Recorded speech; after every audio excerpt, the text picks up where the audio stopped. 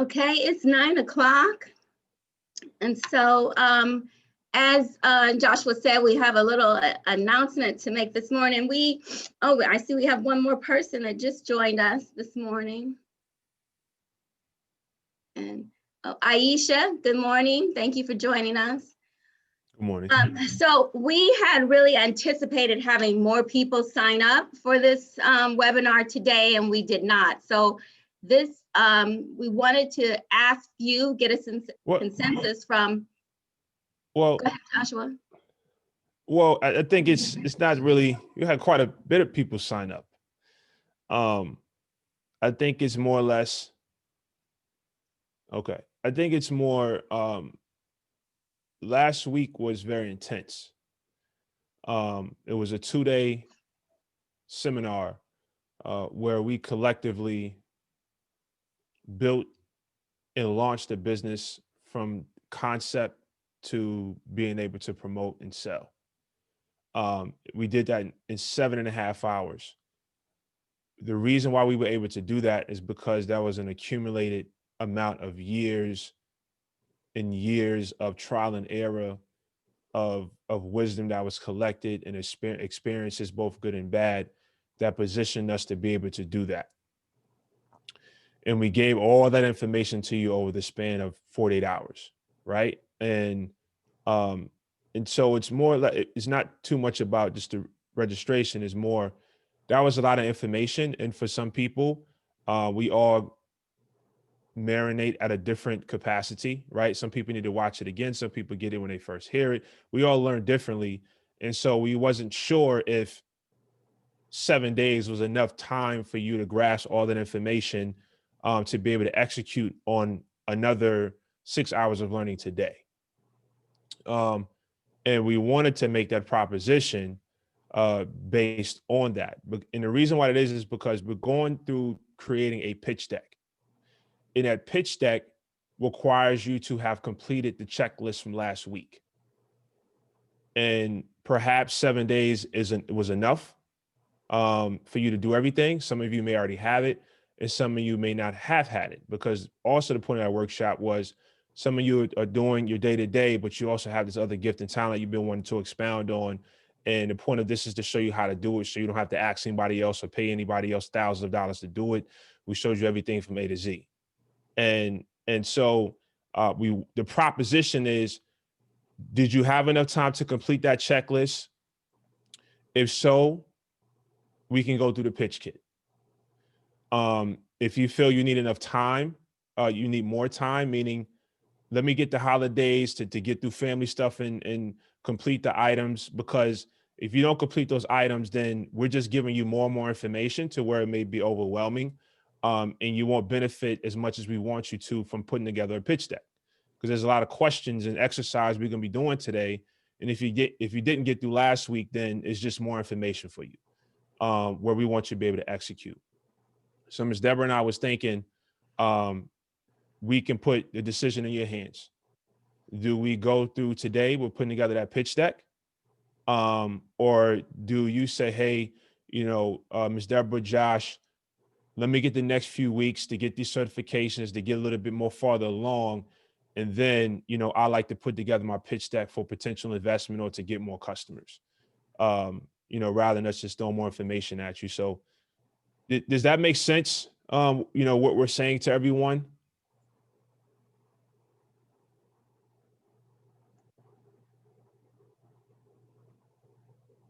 Perfect. So we want you guys to tell us, do you want a couple more weeks to get, because again, this is not, we're not just doing a seminar and a webinar. Like, we're going to do check-ins. I want to come back and check in with you, a couple of weeks after we went through the pitch deck. How's things been going? Do you have any more questions? Do you have any roadblocks? This is not just a one-stop shop, right? And between Ms. Deborah and I, we got access to a lot of resources. We've won quite a bit of capital, and we feel we have enough to help you guys along the way. So it's not just a one-stop webinar and then, thank you. Hope you enjoyed and best of luck moving forward. We want to position you guys to really be able to leverage this information and get started right away. We're not just teaching and then graduate and you move on. So if you guys feel you need a few more weeks to get through the checklist from last week, let us know, and we can change the date of today's webinar to a time in January. That way you can hit the New Year's running. Or if you just want to do it today, and we can do that too. So the choice is really up to you. You let us know what makes the most sense for you based on where you are from the information that we gave out last week.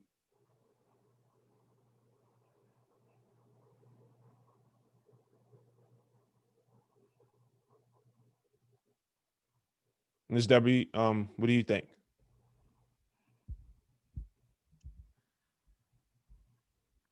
I'm Yeah. seeing the comments come in.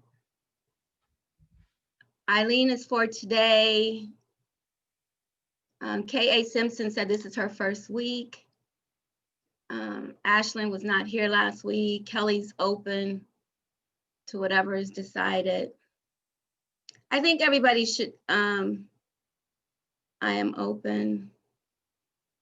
Danita wants the pitch deck. Tracy needs a checklist. Someone says, honestly, I need more time. This is my first week. I apologize. January would seem to be a better choice. For those who did not get the checklist from last week, can you resend it? If someone had the check completed, can we use that as an example? I have a question. Is there a way I can get the information from last week? This is also my first week. Okay. Yes, it was recorded and it's on our website. And I sent the link out to everyone who attended last week, but it is on our website, www.mbaccincy.com. I'll put it in the chat.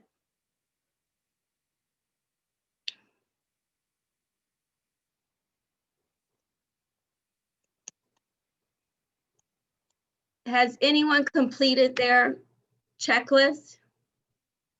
And I think to keep in mind, this is going to be recorded. So you will be able to see it later. KA said, I would like to review, then hit the ground running in January.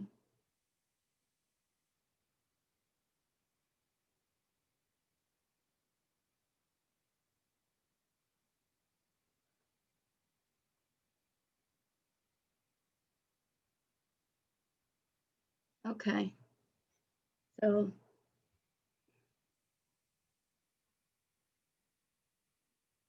This is whatever you think is best for me.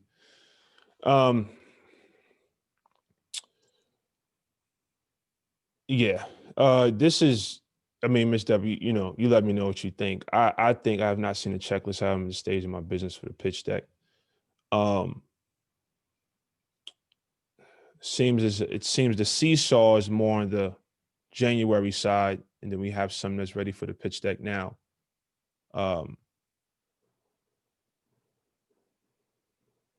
Here's what would be my thought. Like I said, I anticipated that there's some that is further along, which is not the majority. But for January 2021 works for me. Okay. So here's what would be my observation.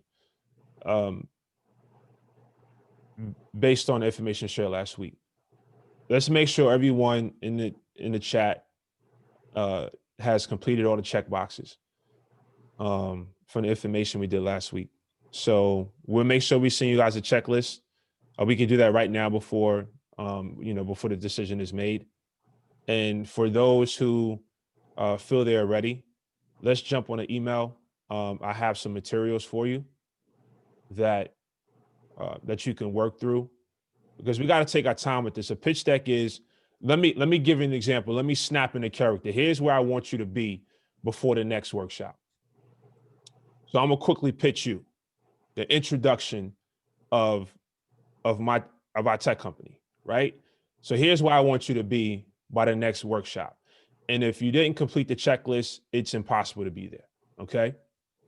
So I'm gonna go in a character, and I've practiced with Miss Deborah plenty of times. And everything we do is because we believe in our global community of small businesses and nonprofits. And we believe in the value that social media has in furthering their success. And how we support our global community in this ever-evolving digital world is by making our platform simple to use, affordable, and user-friendly. The immediate gratification is that we're saving you time and stress. Now, as a startup, navigating COVID-19 has had its challenges. But one of the things I'm extremely proud of is the grit that my team has displayed to continuously bring our customers our product at a time where it's needed the most. How, what you guys think of that, right? So that's where I want you to be by the end of the next seminar, which is, what we were going to go through today. I want you to be able to look straight into a potential investor's or one of customers' eyes, not have to look at your pitch deck, not have to look at your Q card. So we really want to work you to get to that point. Because at that point, when you're asking for capital, it's going to make a lot of sense to people. If you haven't completed the checklist, getting there, it may be challenging. You will, but it'll be a little bit more challenging. Like I said, the decision is yours. We can go through it if you want. We got the materials. Or if you want to do it in January, we can do that as well. So I'm gonna let the coach. Thank you, Tracy. I'm gonna let the coach from the side. I'm the quarterback. I'm gonna let the coach throw the play into me, and whatever the quarterback do, that's what we're gonna do. So let's see. I'm gonna take a tally. Hold on one second. I'll be right back.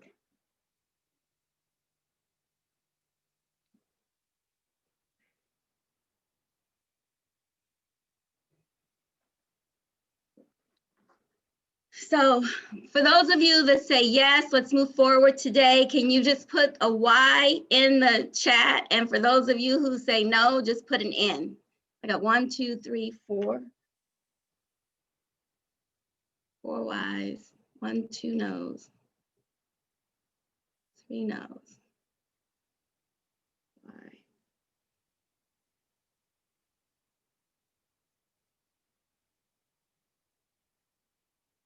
Okay, so I have 5 Ys and 2 no's.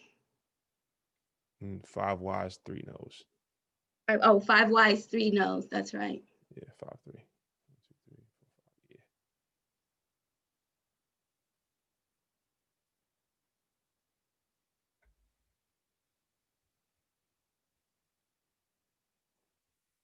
One, 2, 3.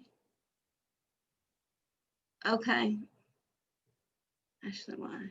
1, 2, 3, 4, 5, 6. 6 Ys.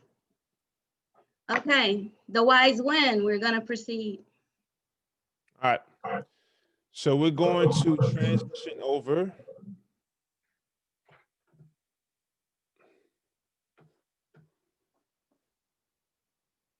And just know before Joshua gets started, this will be recorded. I do have the checklist. And so I will get that out to everyone today. And the last week webinar is recorded as well. It is on our website. We also have a YouTube site. It's on our YouTube site as well. But if you go to our website and click on the link, it'll take you to the YouTube site. Thank you for your patience and for your feedback. We do truly appreciate it. Like Joshua said, everything that we do with as far as impact and influ is to ensure that we can help businesses continue to grow and for the business owners to learn the skills that they need in order to make their business grow. So thank you again for participating and your patience. I'm going to turn this over to Joshua now so we can get started. Thank you, Joshua. Yeah. Okay. All right. Welcome back, ladies and gentlemen. So today we have a decent amount of information that we're going to be going through. And so here is more or less the agenda we're going to be following. We have from here to about 10 o'clock, we're going to walk through this pitch kit evaluation together. And I just want to walk you through the different questions that you're going to spend from 10 to maybe 11, perhaps 11:10, answering on your own. And so today is less, I'm going to be talking obviously, but it's less me. Last week there was it was a full demonstration. You was watching me do a lot of work live. Today it's going to require you to do a lot of work because these questions only you can answer. In this particular document, like I said, I'm going to walk you through it first and take your questions in the chat. But in this particular document, it's going to require you to do some digging. It's going to require us to do some digging as far as some market research, which you walked through last week. It's going to require you to look into your financials that you do not have to share here. You keep that to yourself, but financials is a part of your pitch deck. A pitch deck is 11, it's 10 to 12 slides. Two of those 12 slides is your intro slide and your contact slide, which is at the end.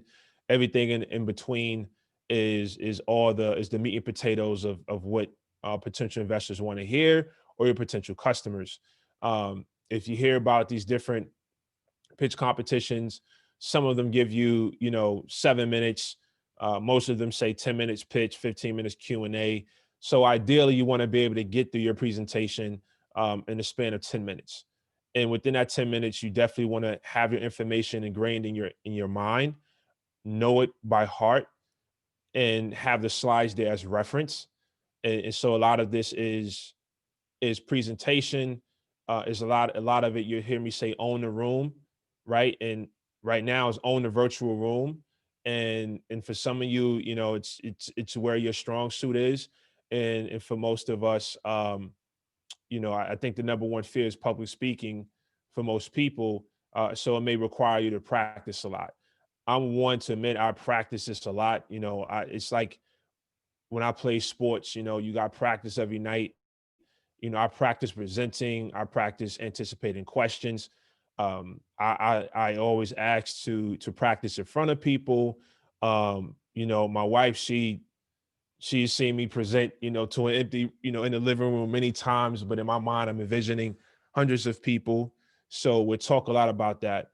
So that's what today really entails. So from 10 to about 11:15, I want you guys to get through this pitch kit and do some research as well in order to answer these questions.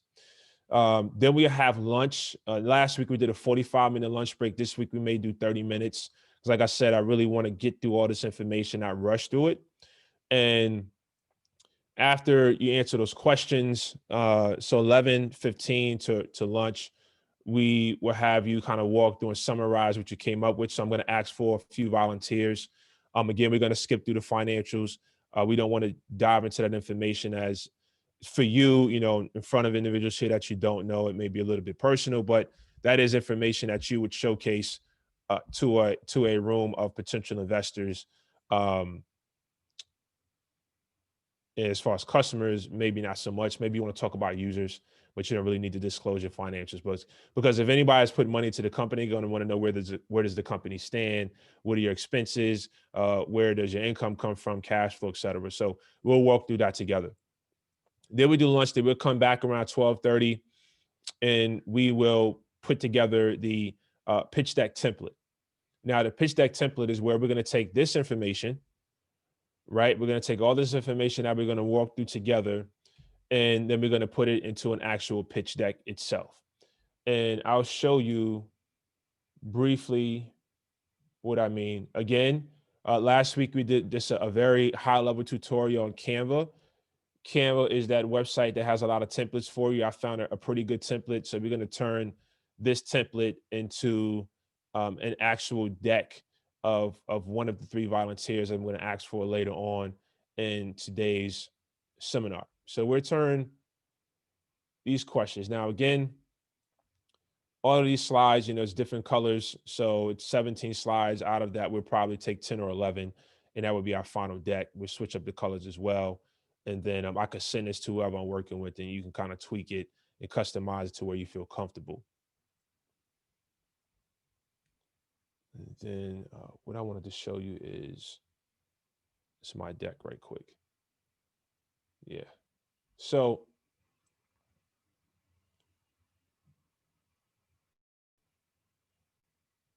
it's kind of high level. Let me just zoom in here. It's kind of high level what we would turn this into. So that quick, 30-second introduction that I did a few minutes ago, this is where I would mention that slide, right? And then I would dive into, the title slide to kind of talk about, the easy button for social media. We'll go to that. And then I would go through, we'll go through the problems that your company is solving. What are those 3 particular pain points for your customers? And the example that I used in the pitch deck template was the hair and beauty industry, right? Um, Dandruff, tangling, edges, a lot of those. And the reason why I use that, because it is I believe it's a $49 billion industry. They made $49 billion in revenue in 2019. So that's a pretty huge industry. It's scaling, it's growing. The same with digital tech. It's a $51.3 billion industry.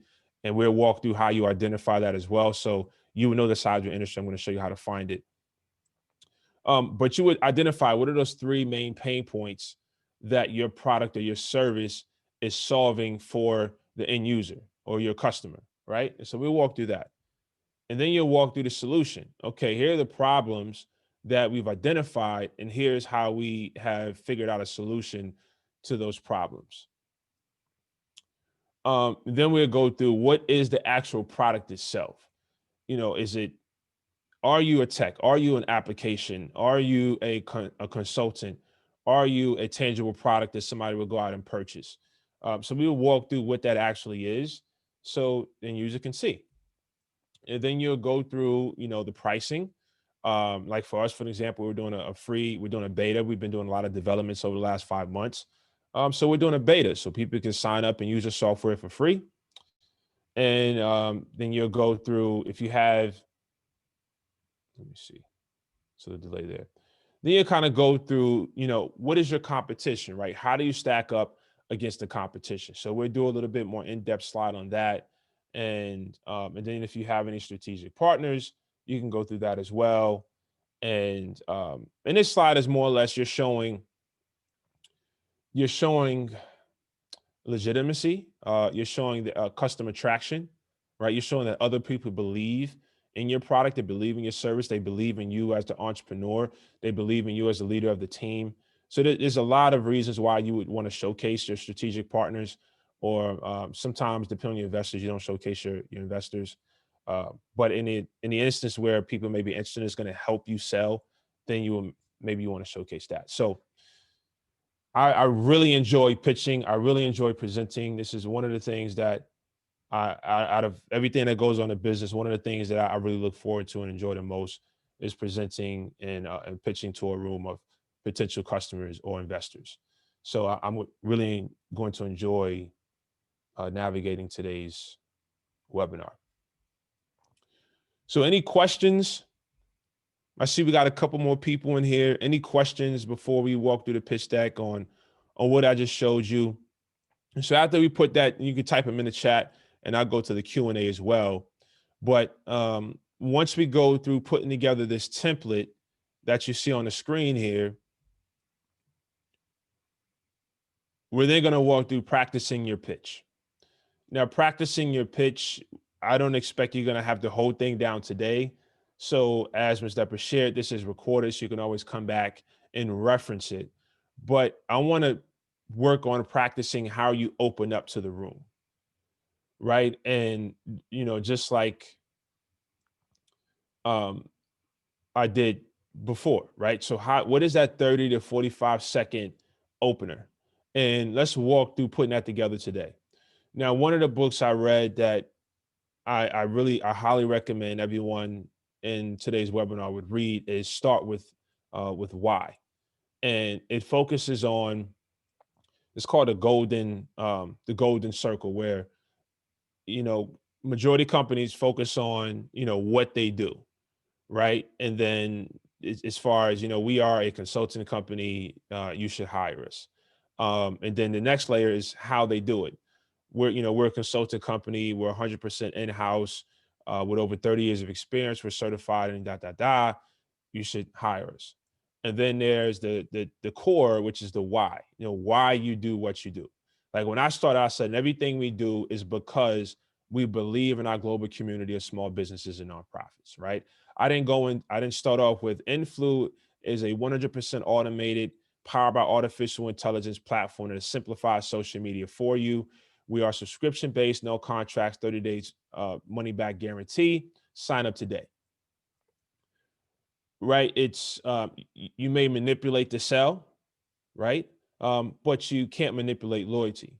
And so, in other words, we're focusing on why we do what we do. We understand we're in a time where small businesses and nonprofits need marketing, right? And not saying they can't afford it, don't have the budget, but $3,000, $4,000 in the marketing may not be ideal right now. So why not create a tech platform that can do exactly what an agency would do, and leverage artificial intelligence and make it much more affordable, right? So now we're focusing on the why aspect. So now we are developing a more loyal community around the product. And the reason why I recommend this book, because it talks about how to impact human behavior, right? There's two ways you can manipulate human behavior. And in the sense of business, you can manipulate with pricing, with discounts, with, aspirations like the gyms. They say New Year's resolution, start today, right? And novelty, meaning, you're the one and only, don't miss out. So there's many different ways you can manipulate the message to get somebody to buy your product. And then you can inspire the behavior, you can inspire the outcome. And the thing about inspiring the outcome is that it develops loyalty with your brand and your product. And when you develop loyalty with your brand and your product, it doesn't matter if the competition creates something that seems a little bit more appealing, or maybe it's cheaper, maybe it has a few more features, because your customers are loyal to you. So this book really dives into that. And so I reference that a lot, because when I first launched my startup, I really focused on the features, the pricing, the quality, and the service. And yes, people bought it, and they bought the most expensive tier, and it's been very valuable. But I wanted to get away from that and more focus on why we're doing what we're doing, because why is the whole reason I came up with the platform itself, right? So everything you see here, we're going to reference. I want you to focus on why you're doing what you're doing, and how do we turn that why into your business plan, and take that business plan and craft it and mold it into a beautiful pitch deck that you'll be confident to walk into any room with any CEOs, any competition, and feel like you're going to pitch and get your bottom line, which is people to support your business, right? So drop that in the chat. Let me know if that makes sense. We're right on time. I got 30 minutes to walk through the pitch deck with you. Like I said, I hope you got your coffee. There's a lot of questions. You can't speed through this, so I want to give you an hour to work through it. I want you to take your time and really answer these questions, because the more defined you can answer these questions, then that showcase that you really have a good understanding on your business, how to describe it, why you're doing it, and then how to make other people understand it as well. So in the chat, let me know if that makes sense. Please drop a yes. If it doesn't make sense, type in your question. Now is the time to ask. We have been in 5 pitch competitions. We've won 5 pitch competitions. So we have quite a bit of experience here. We've won capital. So please leverage this time to get through the pitch deck, because this pitch deck is the wall between you getting capital and not getting capital. So unless you have that network and they just say, hey, we believe in you, here's a check to do what you want to do.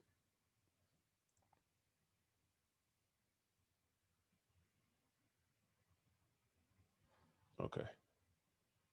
Yes, let's go. Yes, it makes sense. Yes. All right, cool. And then thank you, Mr. Ever, for dropping the book into the chat as well. You guys definitely check that out. Okay. Yes, you say something? Rizab, you say something? No? Okay. What'd you say, Joshua? You speaking to I me? thought you said something. No, it seems that Kayla has a question. The slides you just went through in Photoshop that outline the flow of how your pitch should go. Are they going to be able to receive a link to that, or how will they be able to access that? I know it's in Canva. Yeah, you guys can definitely get a link to it. Let me do that right now. Hold on, I'll put that in the chat, and you can kind of skim through the different options. Okay, thank you. I'll put in the link right now. There you go. Yeah, so that'll take you to all the templates. This is just the one I thought just caught my eye because the pitch deck, how it looks and feel has a lot to do with people going to pay attention. You don't want to have too many words. Again, that's why you really want to know your information, because all the words that you normally would put up on your PowerPoint so you can then read, you want to take those words off the PowerPoint, put the main facts, and then have the rest of the information in your head. And you've practiced it so much that you know it, verbatim. And Joshua, sorry, let me just interrupt. Can you also drop, I don't know, the checklist? Can you drop that link, or do I need to send it to them directly, to those people on here? No, I can do that. So that way those that are on today can at least have it in front of them. All right. Okay. Thank you. Let me see here. Hold on. Oh, no problem, Tracy. All right, hold on. A lot of windows. All right, 1 second.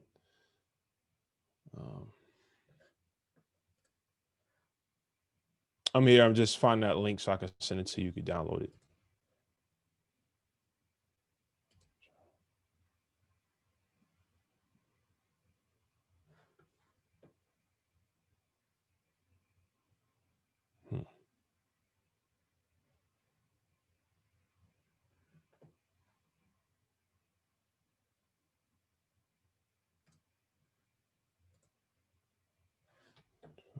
Desktop. Just bear with me 1 second. If not, I can just email it to everybody I got it right now. Oh, you got it? Okay. I just had to upload it to the drive. And then let me just make sure I can share it. Link. Okay.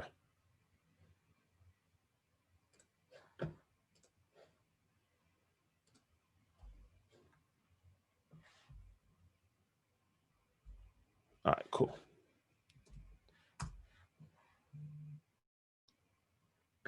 All right, I just put the link in the chat, so let me know everyone could access it. That's the checklist from last week.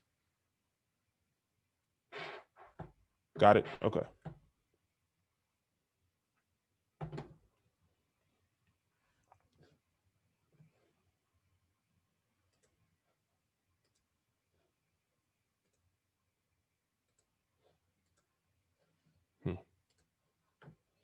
All right, so let's go over to the pitch kit. All right, so we will send this to you. As a matter of fact, let me do that right now.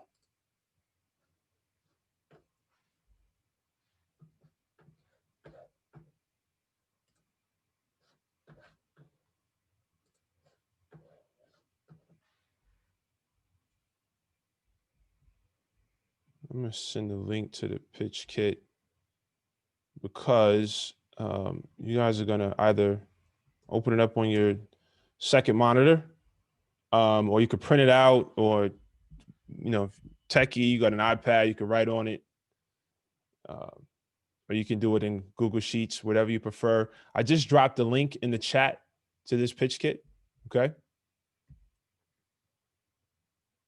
So like I said, in the beginning, ideally, you want to go through that checklist from last week. It's going to make going through this 100 times easier. If not, don't try to skip steps. Don't try to skip last week and then do this.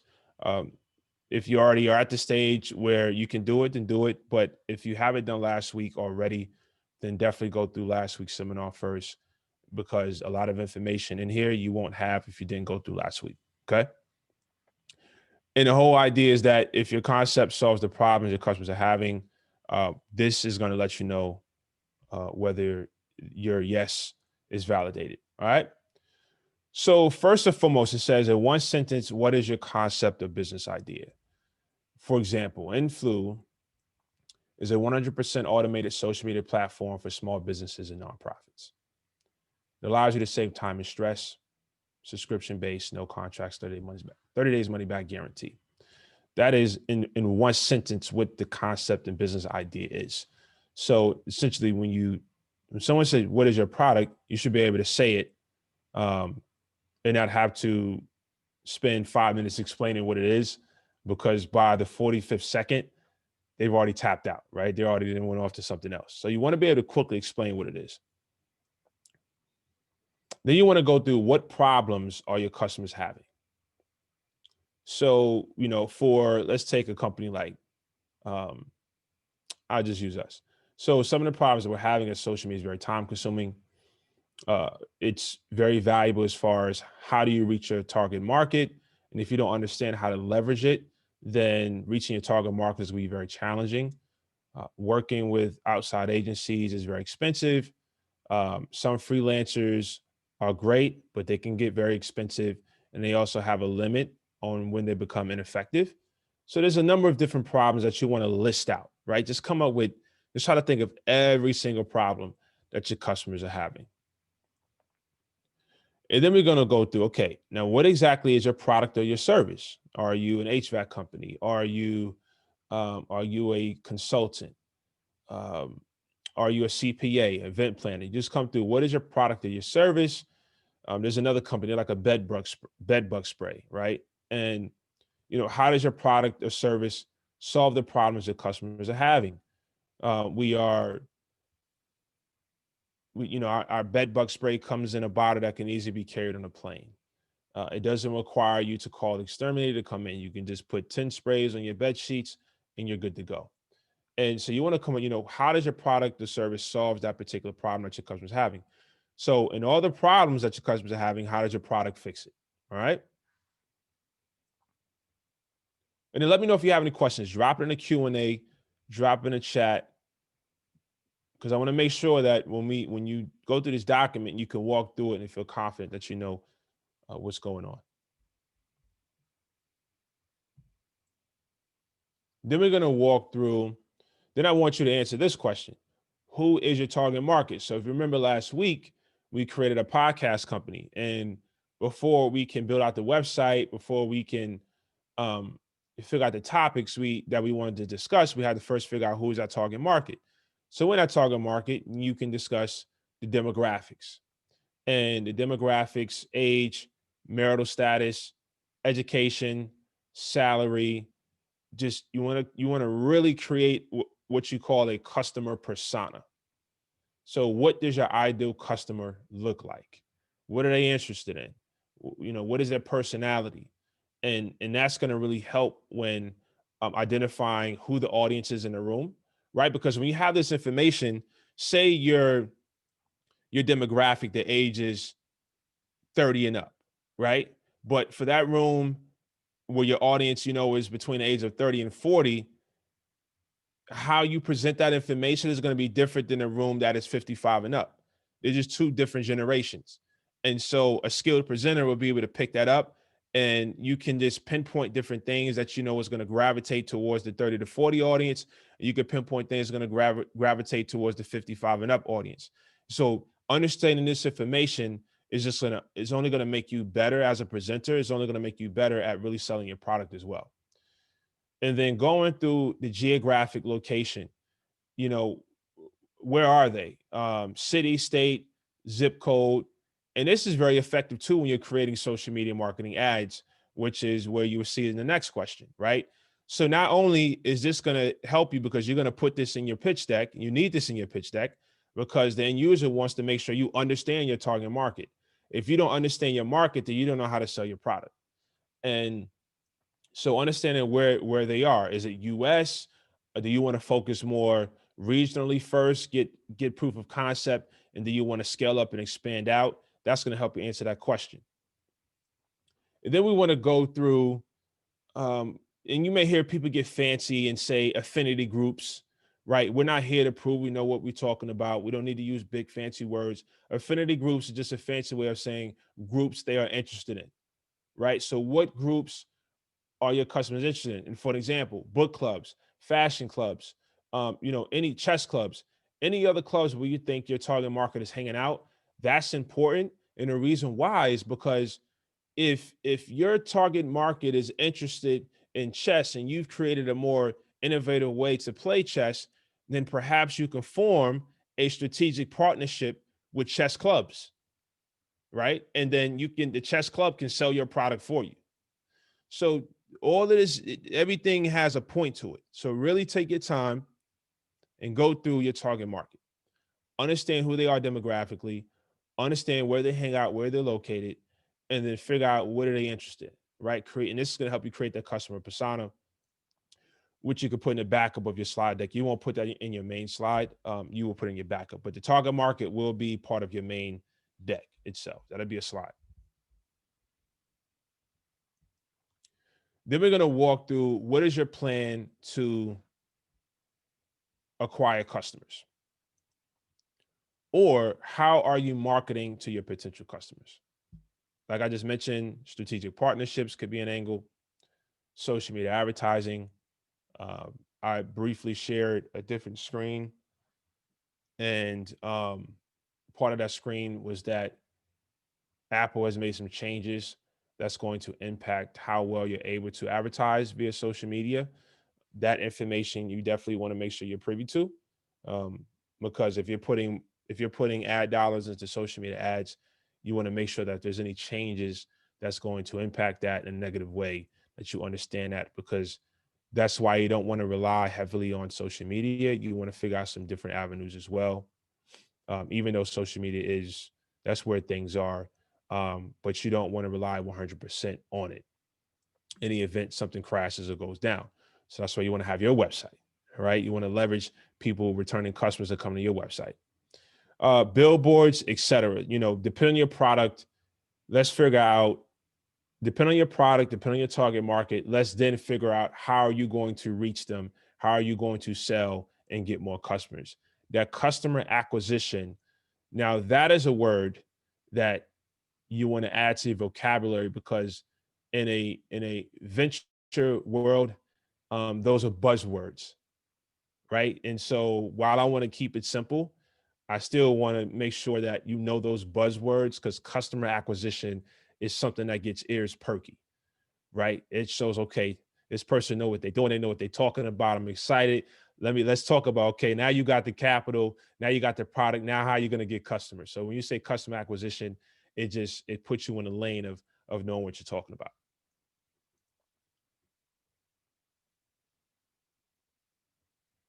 Now this is a fun slide, okay? This says, what is the addressable size of the market that you're in? So for an example, remember I used the hair and beauty industry as an example. And it says it right here. The hair and beauty industry in 2019 made $49.2 billion in revenue. So in essence, that addressable market, 49.2 billion. Excuse me. Now that is in the grand scheme of things. That is the hair and beauty industry. Now in the hair and beauty industry, there's different sectors. Okay. So there could be the barber industry. There can be, the product part of the hair and beauty industry. So there's many different sectors. Anyone in that industry would know more than I do, but this is based on the quick search I did. And so of that 49.2 billion, depending on which sector of the hair and beauty industry you fall in, you may make up, 15 billion of the 49.2 billion. So you want to have that number in your head as well, because someone may ask that question. They may say 49.2 billion is very exciting, right? It's very exciting. It shows that it is a very large market, has a lot of potential depending on your product or your service. Okay, so of the hair and beauty industry, which sector are you in? You can say barbering, or own some barbershops. All right, so of that 49.2 billion, what does barbering, what percent of that is barbering?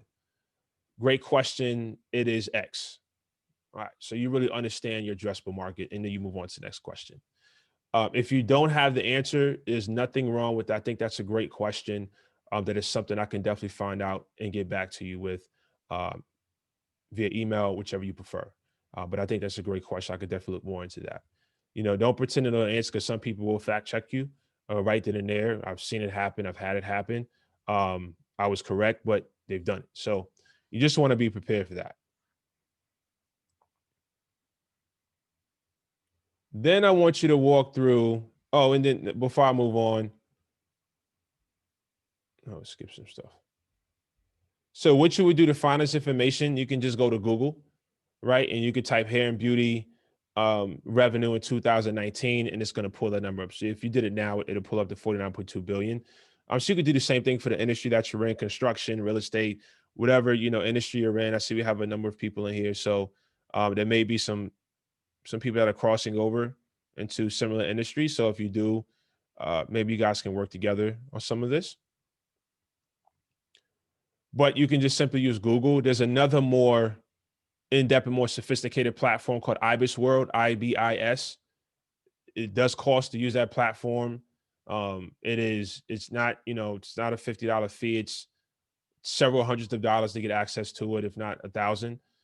But if that's a platform you're privy to by way of an organization that you're with, I would definitely use IBIS World, because IBIS World would give you all that information. It would break it down as far as the hair and beauty industry. Then it would tell you how many different sectors are in the hair and beauty industry, what percent revenue they made in 2019. It will answer every question for you and will give you information that you're not even looking for. So I have access to IBIS World. So if you do, Ms. Deborah knows what I'm talking about as well, then you can leverage that platform. Joshua, I just want to let Yes. everyone know that MBAC also has IBIS World. So we have acquired that. So it's there if you need to utilize it. Yeah, I would definitely get a hold of Ms. Deborah and leverage IBIS World, because it's going to give you the market trends in that industry. I mean, IBIS World it's big brother as far as data and information. So I would definitely use that. And that's why it's so expensive to get access to. All right, let's move on.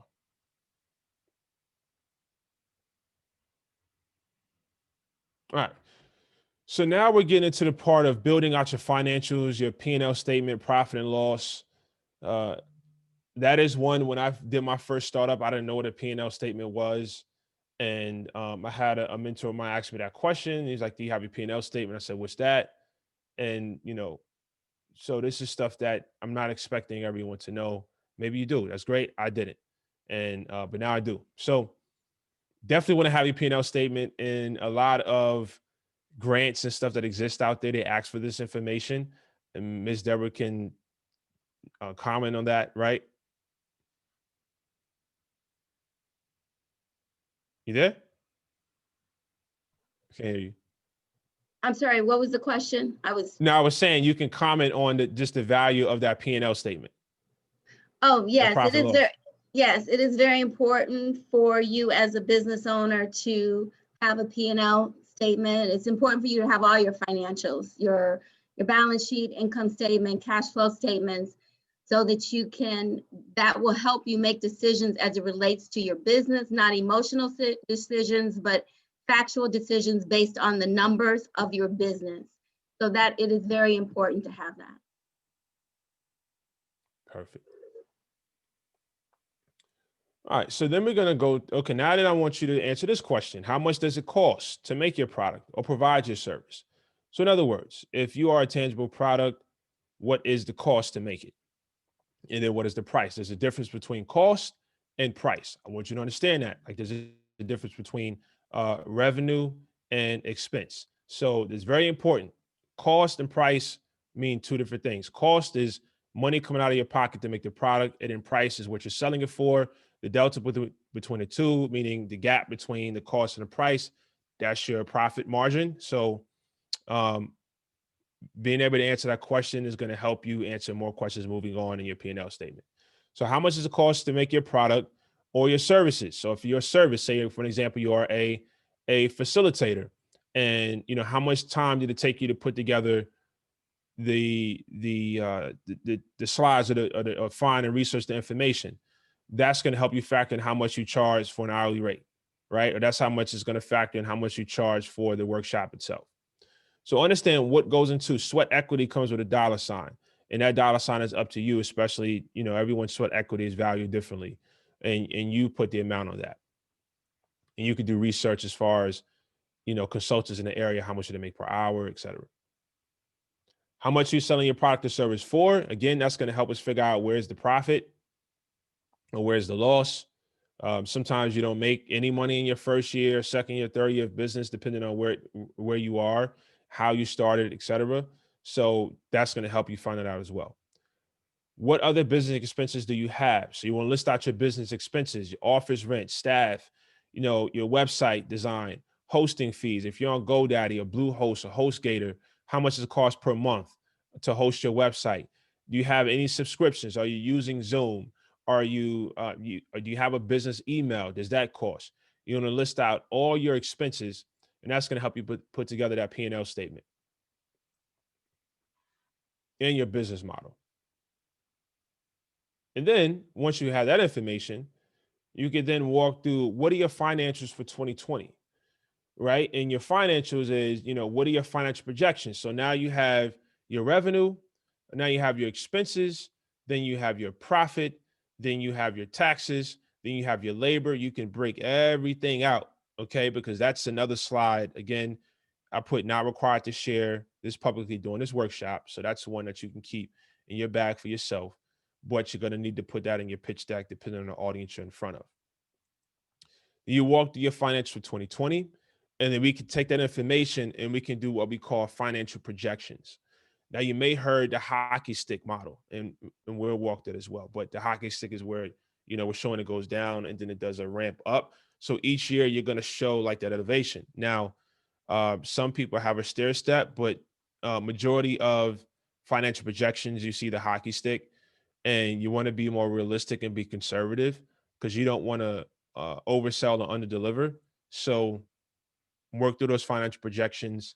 And there's some different spreadsheets out there and templates in Excel that you can look at and just punch some numbers in it and work it out for you. So we definitely want to put those financials together. Then we're going to go through who are your top 5 competitors, right? And of your top 5 competitors, how do you differ? Do a direct comparison, as far as features, as far as price, as far as quality, as far as service, because that is one of the most widely asked questions is, okay, great. You understand your target market. You understand the problems your customers are having. You have a great solution. Now, who are your competitors? And at this point, there is no one doing anything that no one else is doing. Okay, so there's always somebody that is there, whether it's direct competition or indirect competition. There's somebody that is there.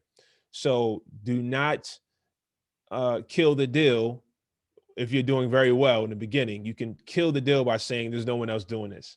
They may not be doing exactly what you're doing, but even if that's the case, have an understanding of what they're doing, because companies that are in that space and they're the big dogs, they can pivot.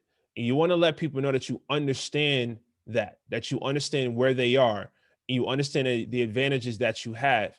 And maybe speed is one of the advantages you want to take advantage of, or maybe it's market share. So do some digging and find those top 5 competitors because they do exist. Okay. And you're going to write this out. You're going to write out how you differ as far as features they offer, as far as the price of their service versus yours, as far as the quality, the services, etc. You want to definitely write that out, and I'll show you how to format into a slide. Okay. Then here's the next one. I believe this is okay, this is the last page, I believe. Then the final question is, are you seeking investors? If yes, how much capital are you looking to raise? Is it 50,000? Is it 500,000? Is it $1 million? Is it 2 million? You need to come up with that number. And then after you have that number, you figure out, okay, what do investors get for investing into your company? For example, anybody watch Shark Tank? I'm pretty sure everyone's seen Shark Tank. What percent of ownership does that investor get? Now, that's not the only thing you can give investors. There's other things you can do. You can do safe notes or convertible notes, meaning they won't take equity now, but that can convert into equity later on, depending on how the company does. So this is a whole workshop in itself. We're not going to get all fancy with this, because we're going to use a simple, okay, what percent ownership? So what equity? And equity is percent ownership into your company. So for 500,000, you're going to get 10% ownership. And you kind of work out the details there. But I want you to think about that. We're going to spend some time on this. We're not going to get all fancy. Like I said, that's a whole investment, money, capital investors, deals, et cetera. That's a whole day's workshop in itself. But I just want to make sure you have an understanding. So if that question does come up, you're not like a deer in the headlights. Okay. And again, there's some people here that experienced in it, in it.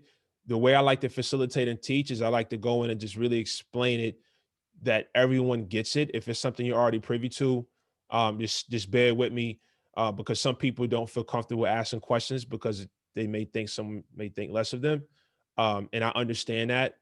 The way I like to facilitate and teach, and there's a lot of people that's been in our webinars, is I like to explain it to where everyone gets it. Okay, I don't want to confuse you. If you leave confused, I didn't do my job.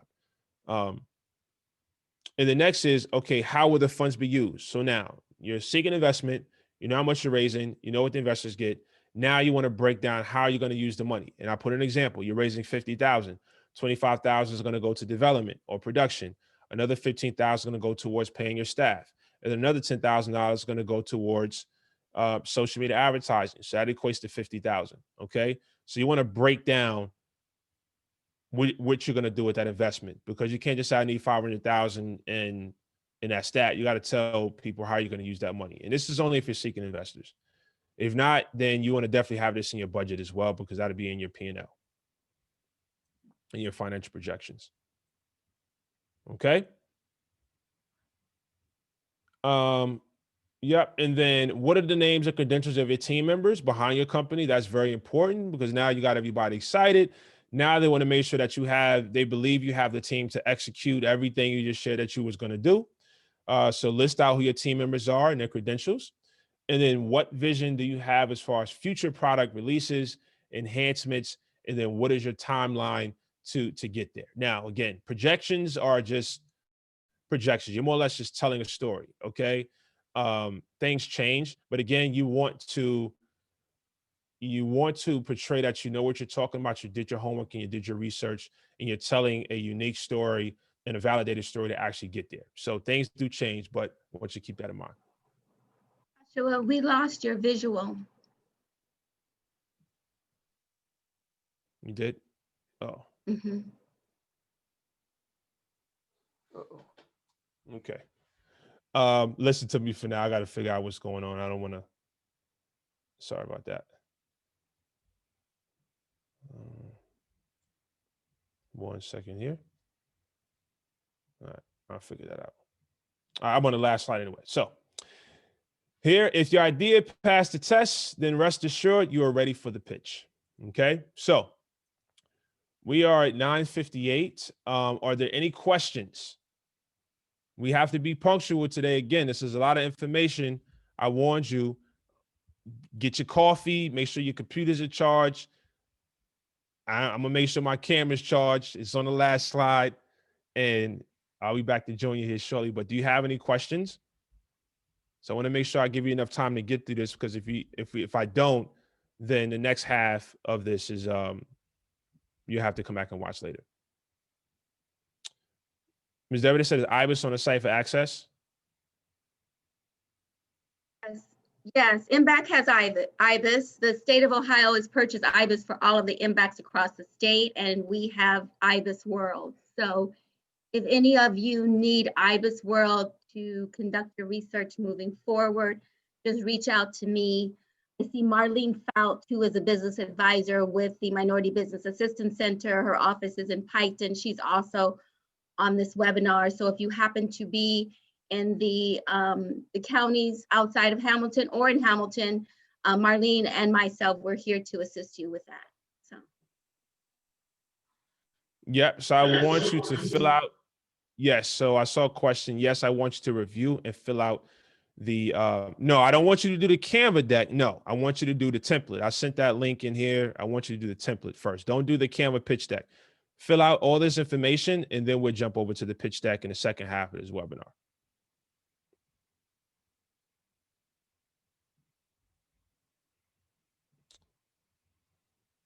And I will drop this link in there one more time so it's at the top of your chats.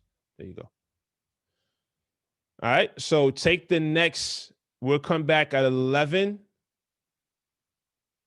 All right, and I'm looking for 3 volunteers to share their information. Again, you can delete the financial section because I want to take that pitch, your pitch template, and work that into the actual deck itself. All right, ladies and gentlemen, let's get to it. I told you now we work, we focus, we locked in. This is what I love to do. So you're gonna get all the energy behind this, okay? Let's get to it.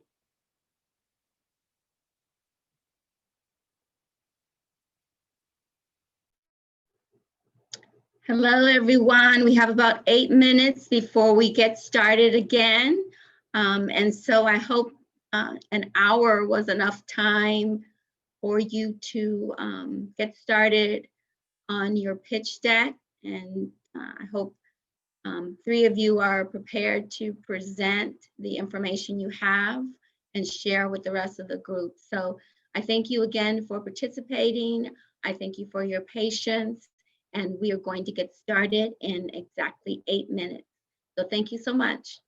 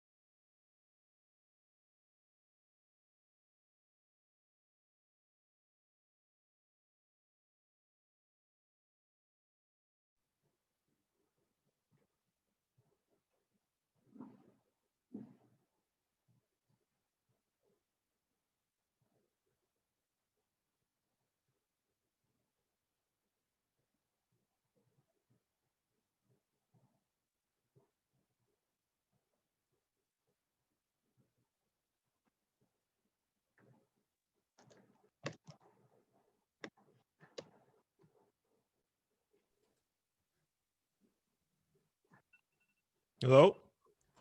Hello. All right, ladies and gentlemen, how we looking? How we feeling?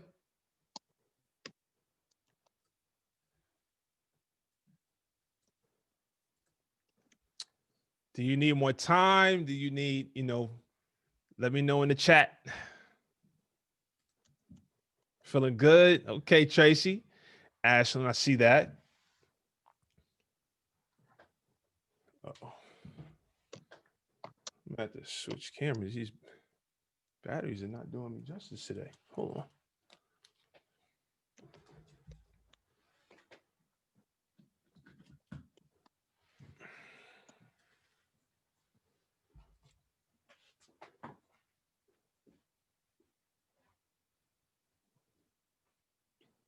Hello, everyone. Welcome back. It's 11 o'clock.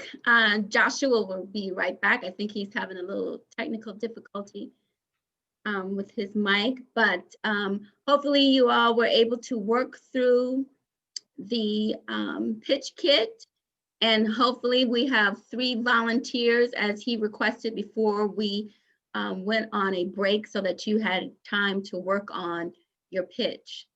So just stay with us and we will be right with you as soon as Joshua figures out his technical problem that he's having. Thank you so much for your patience.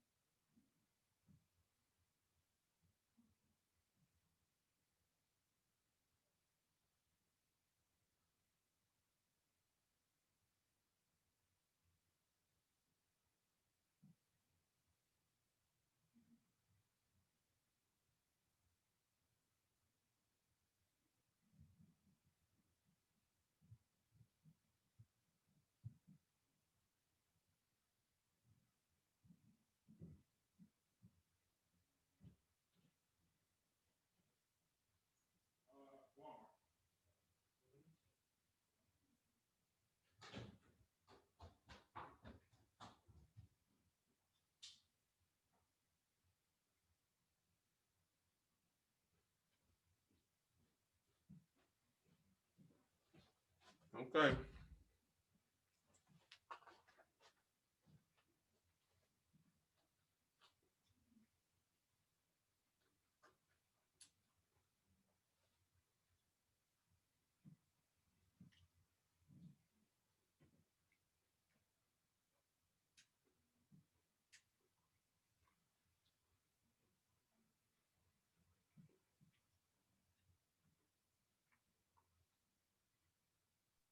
Joshua, are we ready to go?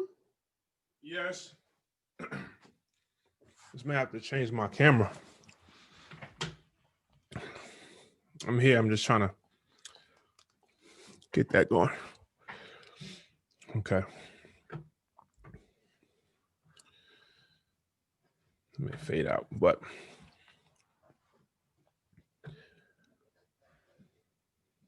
let me see. I join the webinar. Shall I wait later for another session? Oh, I'm good. A-okay. Feeling good. Feeling good. Okay. All right. Let me transition back over here.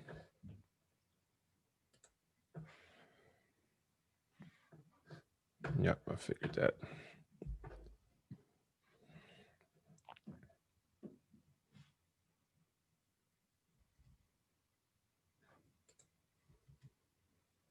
Okay. Can everyone see my screen? Ms. Deborah, can you hear me? Yes, I can hear you and I can see the screen. All right, perfect. So now I know before you guys, we gave you an hour to put together to finish your Your pitch template. Is there anyone that wants to volunteer their pitch kit?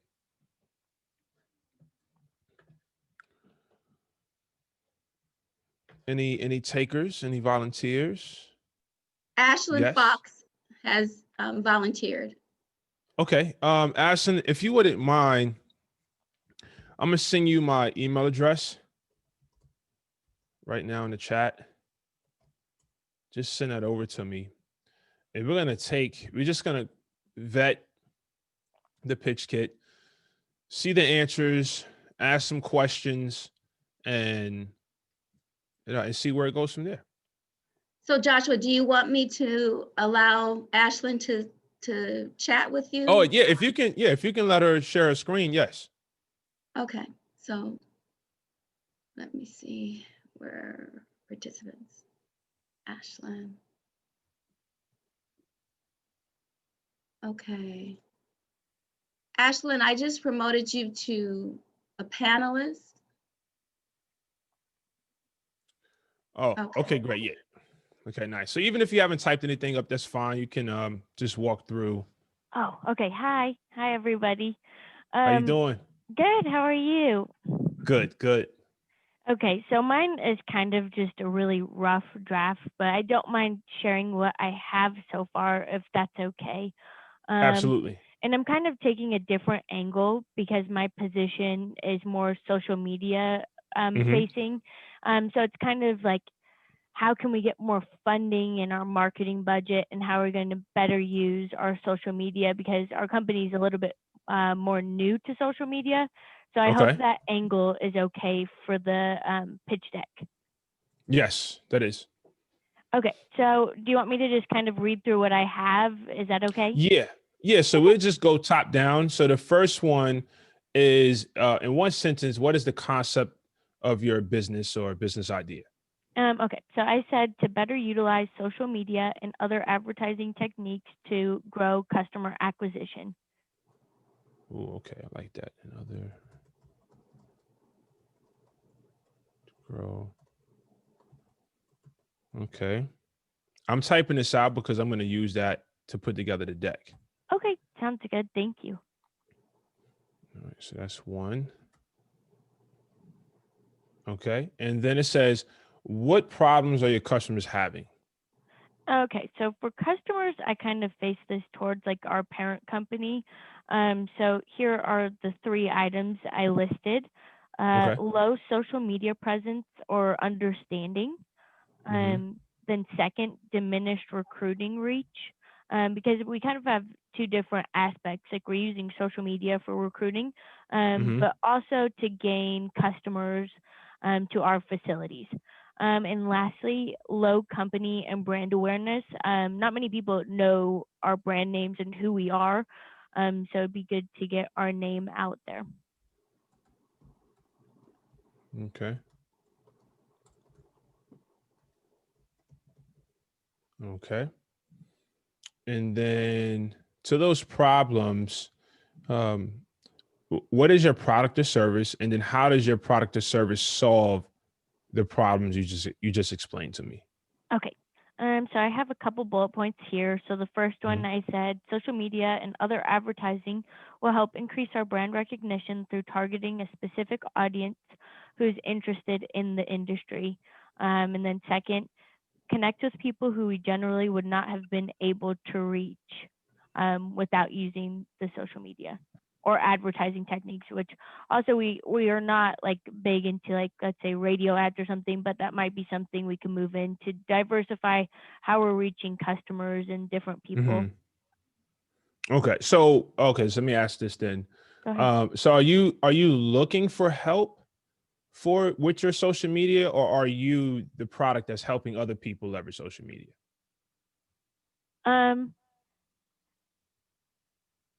Sorry, I'm thinking about how to answer that. So are you asking like, because I want to make sure we're putting together a deck that is, yeah. I want to make sure that we're presenting your company to potential investors.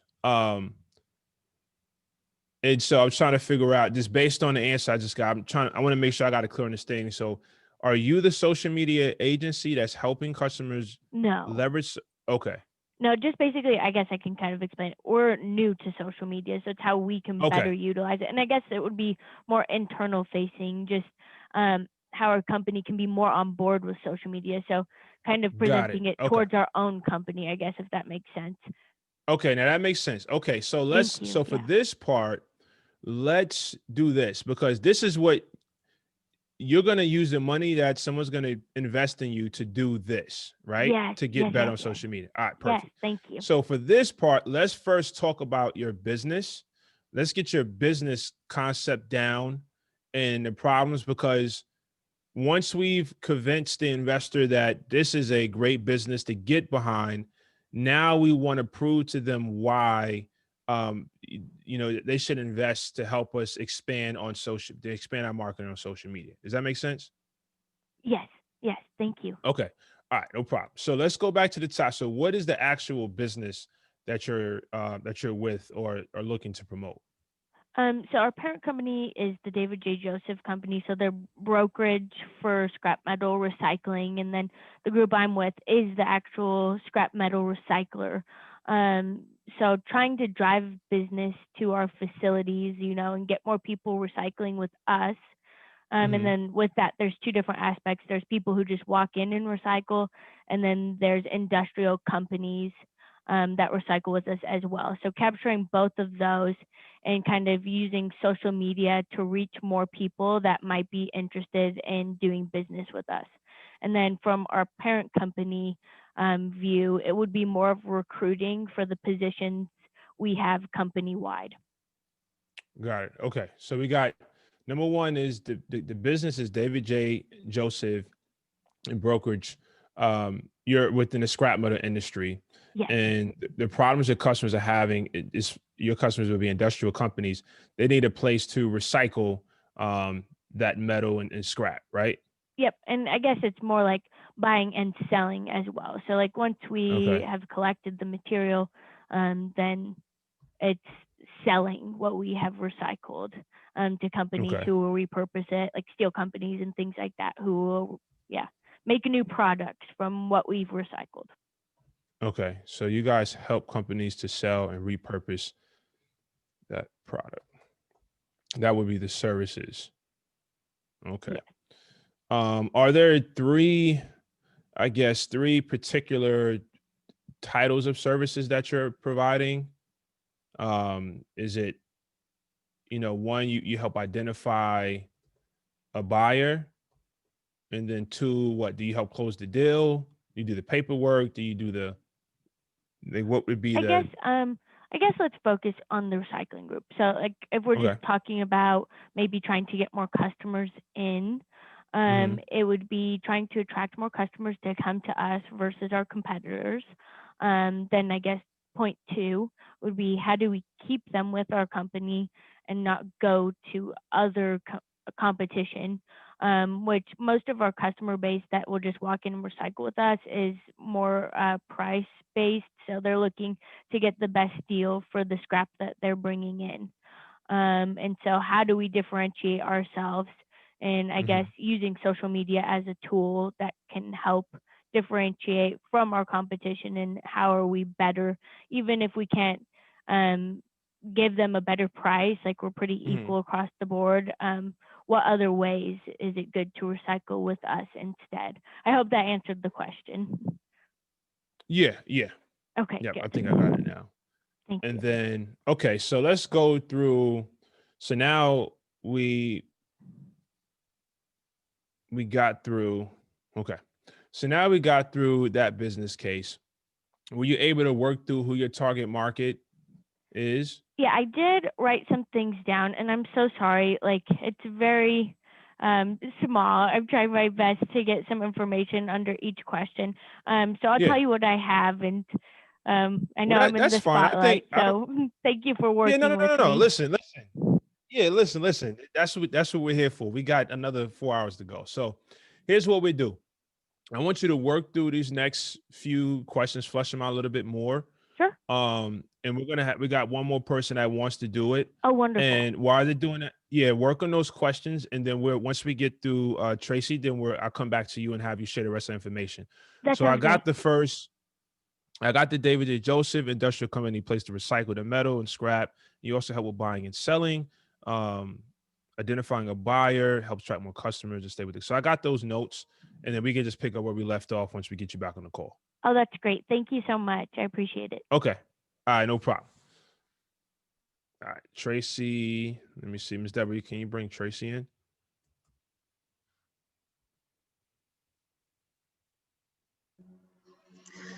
Hello. How you doing? Doing good. That's good. All right, so thank you for sharing. Now we're gonna go from the top, the same thing we just did with Ashlyn. Before we come back to Ashlyn, so let's go through. So were you able to complete the book? Yes, I just did everything except the financial one. The financial. Okay, all right, perfect. That's it. So thank you. All right, so let's go through in one sentence. Now, did you type it into the actual template? Do you have a document you can share? I don't, because it was a PDF, so I just printed it off and started writing on it. Okay, all right, that's fine. I can type it up. Okay, so one sentence, what is your concept or business idea? Less Mess Pro is a professional declutter coaching service. We provide decluttering and organization to help individuals and families live a more organized and fulfilled life. Okay. Hence the name, A Life of Less Mess. So you said you help families to help individuals and families live a more organized and fulfilled life. So we are a professional declutter coaching service. Okay.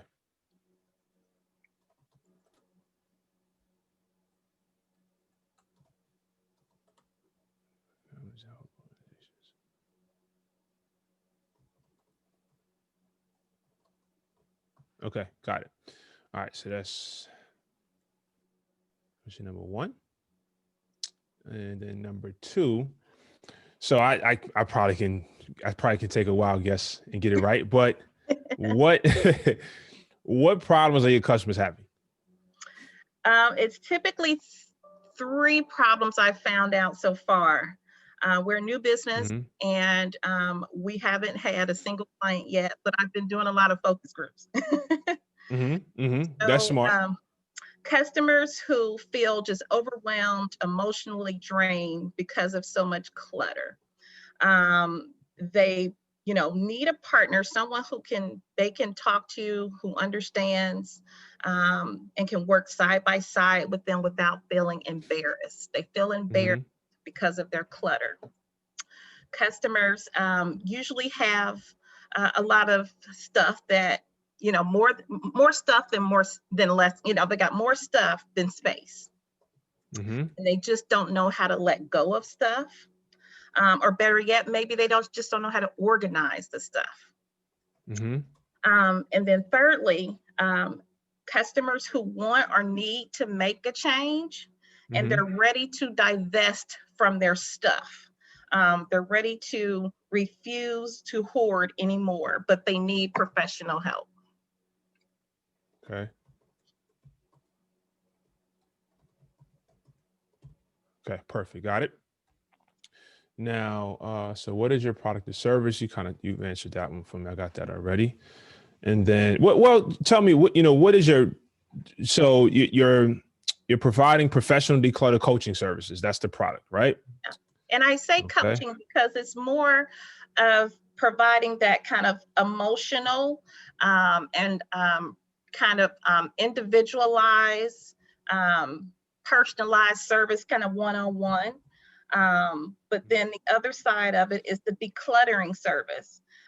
Just kind of, having that caring ear and that passionate voice, but then also helping them work on a plan to remove the clutter from their space and find peace in their space. And then afterwards, I could work with them virtually, usually an hour a month, just to kind of build those declutter habits. So the first thing to organizing is they have to first declutter. So that's the plan that we're going to put together first. Okay. Declutter plan. Yep. Okay. And then the Mhm. coaching is kind of like the extra sauce on the side that they get, because they have that individualized, personalized service with me. And then they have that post review, if you will, with me helping them one-on-one once a month for 90 days. Okay.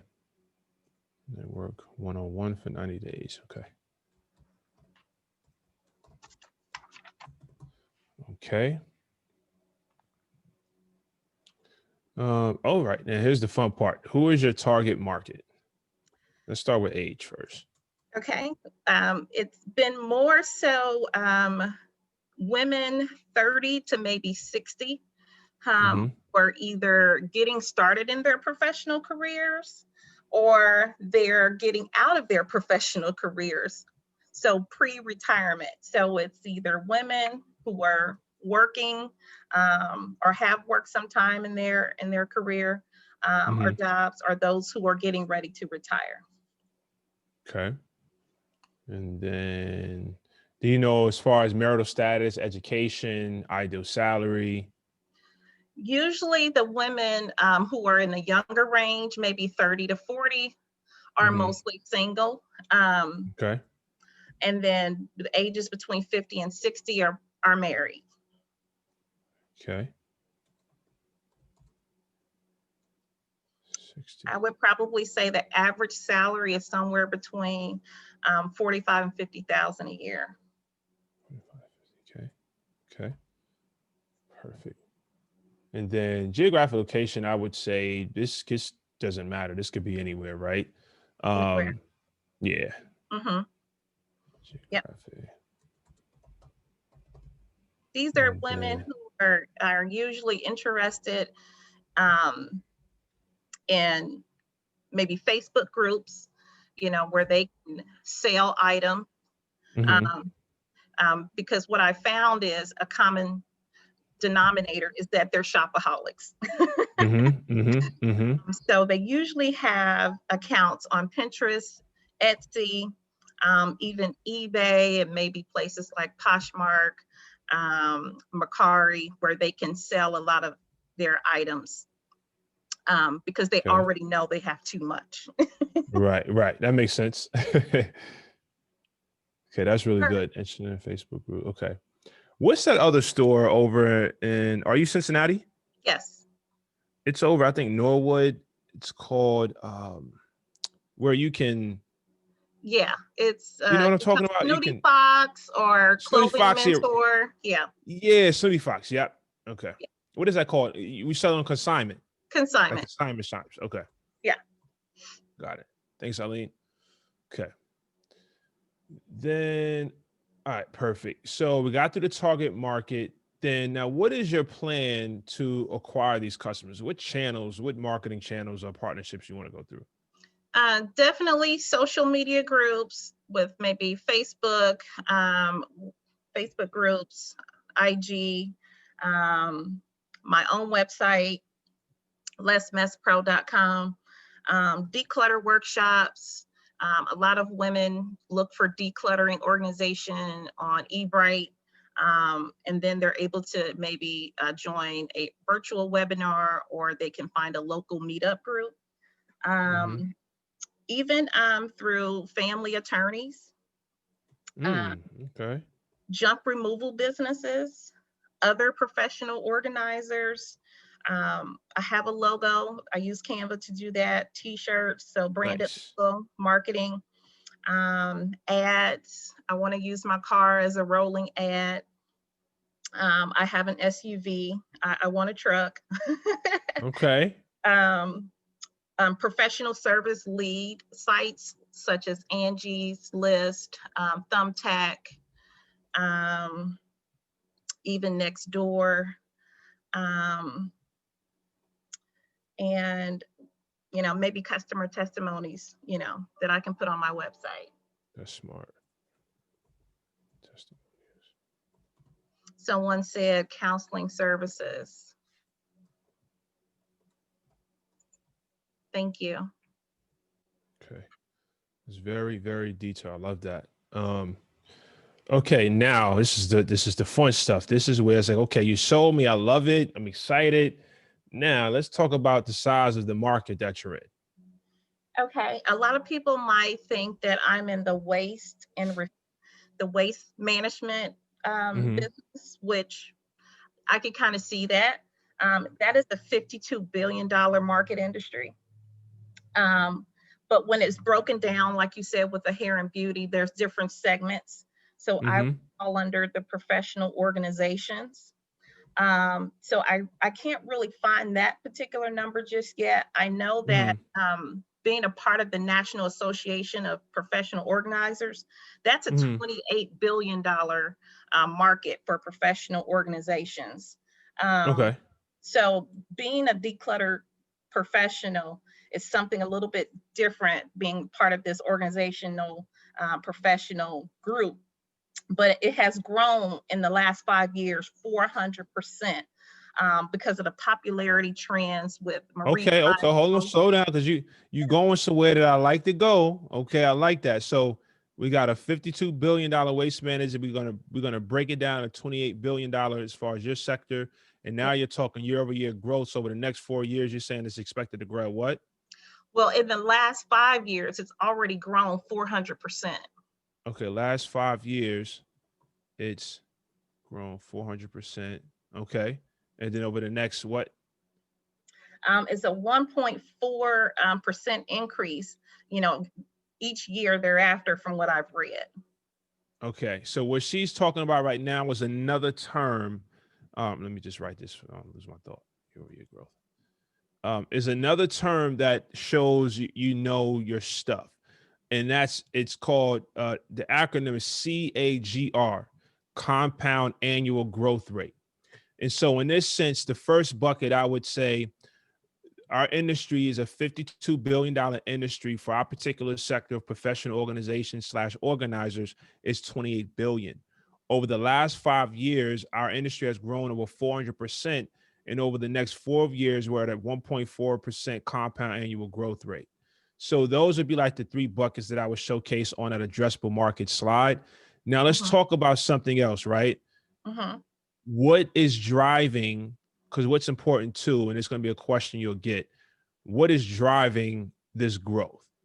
Like what's the reason behind this? I think the reason behind it and what I've learned in my research is that, you know, not only with, you know, kind of the likes of people wanting to tidy up because they're at home more. And we've Uh-huh. seen since COVID, you know, we've been at home more this year than we've probably been at home in the last couple of years, how many Mm-hmm. hours we put into being at home. So a lot of people are looking at things they need to fix, they need to repair, they need to clean up, tidy up. And with the books and Marie Kondo being the 2015 person time of the year, or she was on that list of most Mm-hmm. influential people in 2015. She is kind of the queen of tidying up and decluttering. Her name is Marie Okay. Kondo. I think you probably all might be familiar. And then there's been hit television shows on Netflix and cable television on the A&E Discover channel with hoarders Mm-hmm. and storage wars and things like that. So people are, you know, acquiring a lot of stuff, and now they're bringing it to light, you know, with these television shows and books. And there's a new one that just started on Netflix. It's called The Home Edit. They've been around for quite a while. It's two young ladies who started a Mm-hmm. professional organizing business. It's become so popular, and even more so now with COVID, and people who are buying more things online, Mm-hmm. acquiring more stuff. So now they're garages and basements and third bedrooms and attics are becoming storage in their house, Mm-hmm. and they have Mm. nowhere to put all of these Amazon boxes and FedEx packages and all the things. What, $9 billion was exchanged over Mm-hmm. the time from Black Friday to Cyber Monday. Mm-hmm. Ridiculous with all the things that people are requiring. Oh, I love it. Okay. This is gonna be great. Okay, so we got market size, we got the reasons for this growth. Um, that's perfect. Okay. All right, now here's the other fun slide is just for this, we can go high level. And we'll skip over the financial side. You don't have to worry about that. And then how much is it cost how much does your product cost or your service? Well, most professional organizers you can Well, hire. hold up. Let's do this. Let's do this. Let's do this. What is the price of your service? Because this sounds very unique and it sounds very promising given the industry and what you're doing. So I don't want to dive into publicly. I don't want to dive into your secret sauce, which would be your cost, right? Mhm. And then which would expose your profit margin, et cetera. I want to be protective of that. I don't know if there's another competitor on this call or not. So let's just talk about what's the price of your service, and then we can come with an arbitrary number to kind of get the point across with the pitch deck. Does that sound fair? Sure. All right. I just want to be protective of that that cost side for this Well, I'll particular. just give you, I mean, because anyone can look it up online, um, Okay. that most professional organizers are going to cost somewhere between $50 and $75 an hour. Okay, 50 to 75 an hour. All right. How I want to do it is instead of maybe, offering my services by the hour, I want to offer it by the package. The package will include a set limit of hours, and then that is a set price to start with. And then if they need more time, then it's whatever that price is per hour.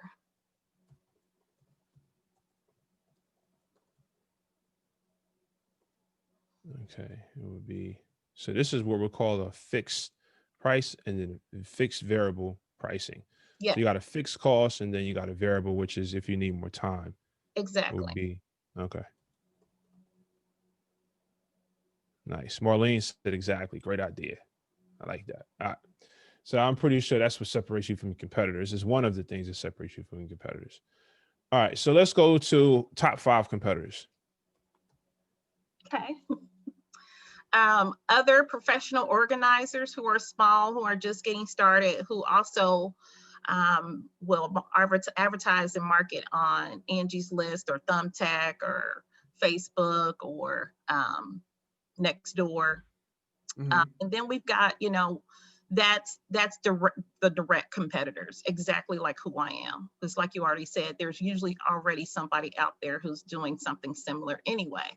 Mm-hmm. And then I would say the next tier competitor would probably be maybe waste management or waste removal companies, such as 1-800 Got Junk or other waste removal businesses, Junk King or something like that, who just will come and pick up your stuff. Mm-hmm. And I would even say like St. Vincent de Paul, or, someone who just wants to come pick up your rubbish. Okay.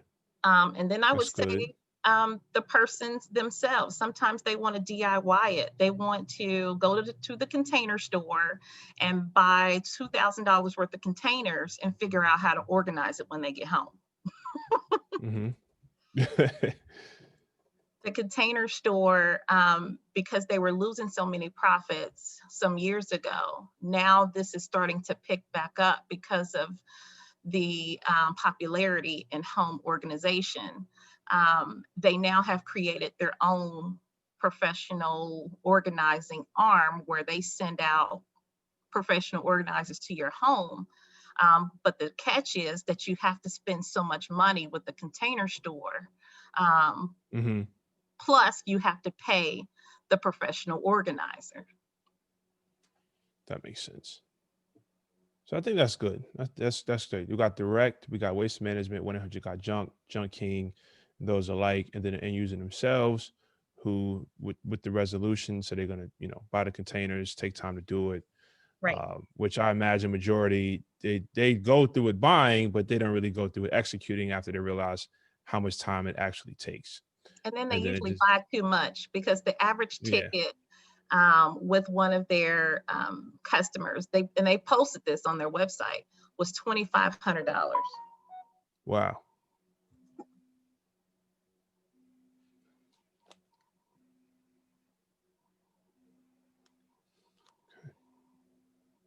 see.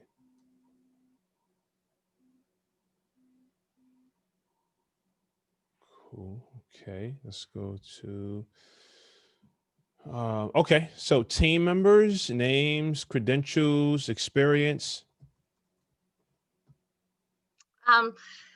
Tracy Hayes, President and CEO. I am a professional hoarder myself, so I definitely I understand.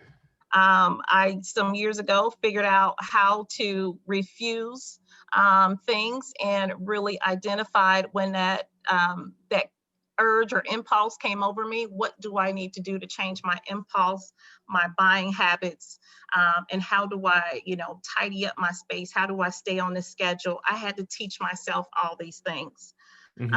So I was the student who now is the teacher. My sister is a professional organizer by nature. She is OCD crazy with organization and cleanliness. Her house is What's her name? Sherlacky. Sure. How you spell that?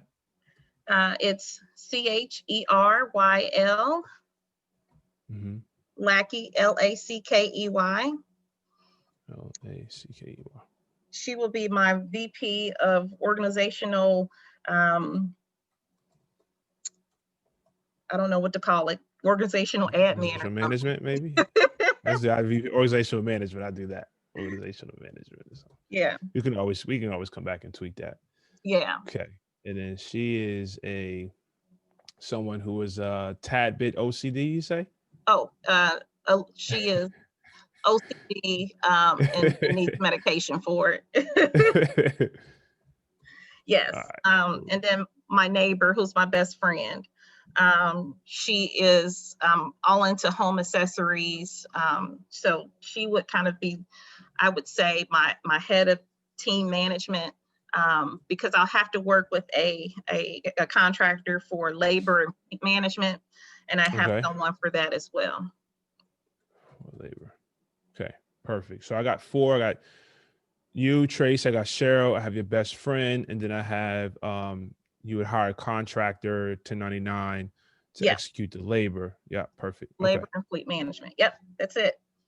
Labor and fleet management. Okay. Okay, perfect. And then do you have what is your vision as far as future product releases or I guess in your sense, future services that you can offer to further enhance your brand or your bottom line? What would you want to do 6 months from now? What service would you would like to offer, but doing it right now, given staffing and the cost that comes with it, you want to get cash flow before you are able to do it? Sure. I kind of want to start with probably the decluttering of home, selling more of that package, because I want to start with, helping people rescue their closets. So I'll start with that first. So I would probably say, hopefully by in 2 years, perhaps, I want to have an organizing closet product that I would like to release. And then hopefully after, or maybe even before that, I'm not sure, if I could just maybe create a team of declutter coaches. Can't do it right now, but that's what I like. Right. Yeah, that's it. Yeah, because another thing too is, they may love the idea, but they also want to see that the leader, you being the president, CEO, is they want to see what your vision is. Like, where do you see this thing going? Because if we're investing now, and let's say you're giving up equity, we want to make sure that the vision makes sense as far as me being able to get my money back. And if there's no innovative thought process for a year down the road, 2 years down the road, then at some point, things may become stagnant, or you may lose interest because you're tired of doing the same thing over and over again. So this is just a question an answer to have in your back pocket. I know we've been asked that not every pitch, but we have been asked that, and the more prepared you are, then the better the outcome. So this just allows you just to kind of think, where do you see the company going 2 years down the road, 5 years, et cetera.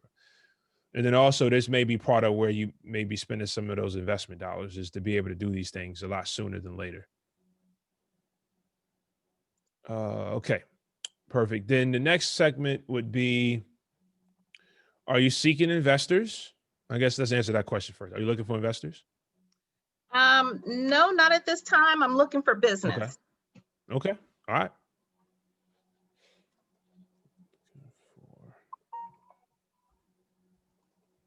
Okay, perfect. Let me see. Well, you've answered every question. So investors is not a necessary part of your pitch deck because not everyone needs an investor. So don't feel as if this is a requirement. But as long as you've gotten through the rest of these questions, which we just did a very thorough deep dive. The financials, again, I didn't want to display that publicly.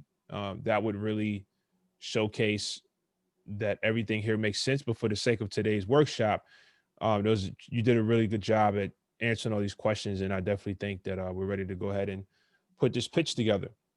So what we're going to do, just schedule wise, let me just jump back up to the agenda.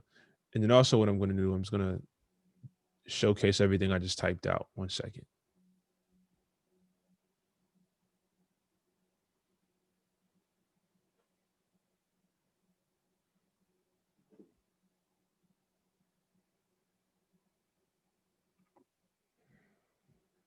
Okay.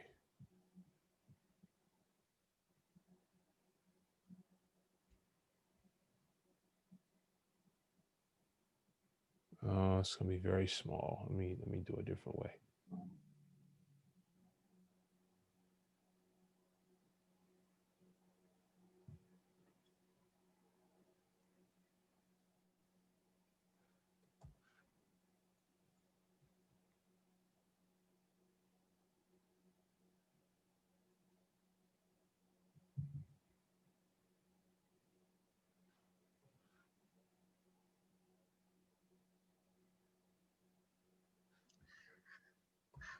So I got a lot of information. Hey, Joshua, I'm sorry. I got another meeting. I got to jump off of here. Okay. All right. No problem. Thank you. We'll use this for the second half. Oh, wait. No, I don't. I'm sorry. You don't?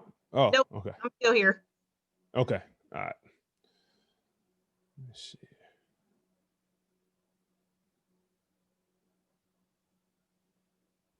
So can everyone see my screen?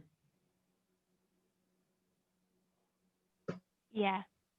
Yes. All right. Perfect. So did I spell it right? Less mess. Is it pro like this? Yep.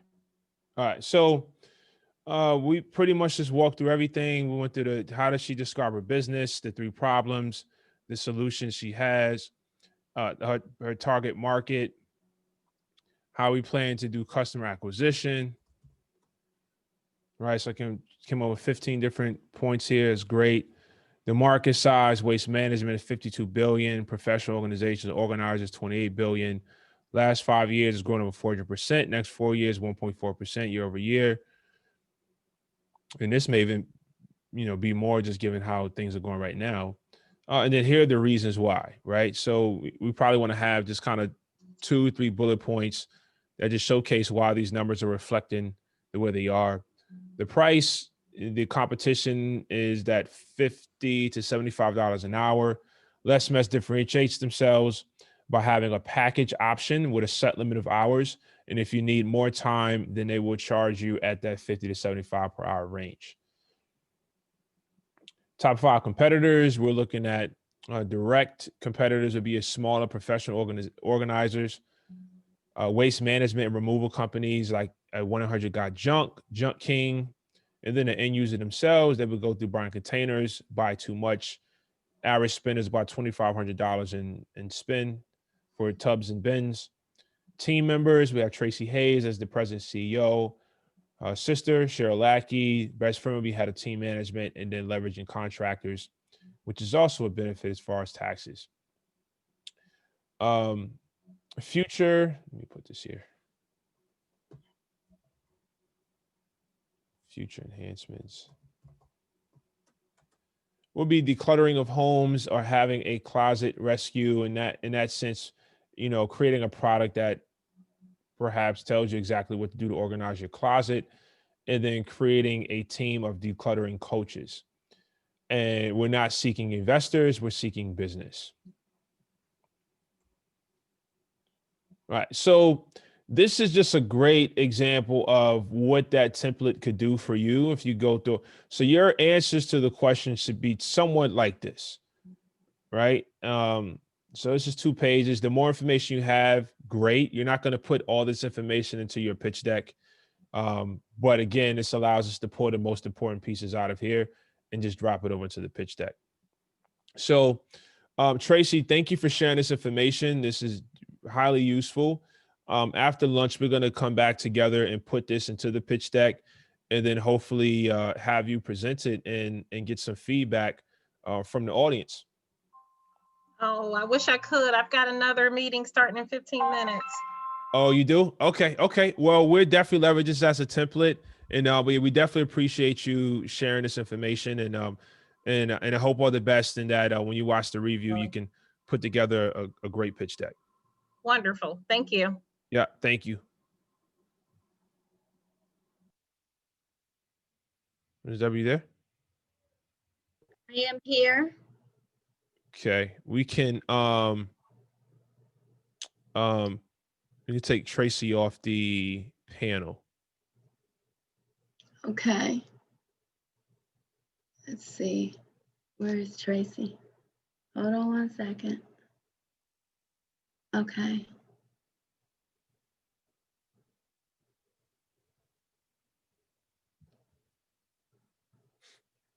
Great. And then let me see if my camera should be ready to go. 1 second.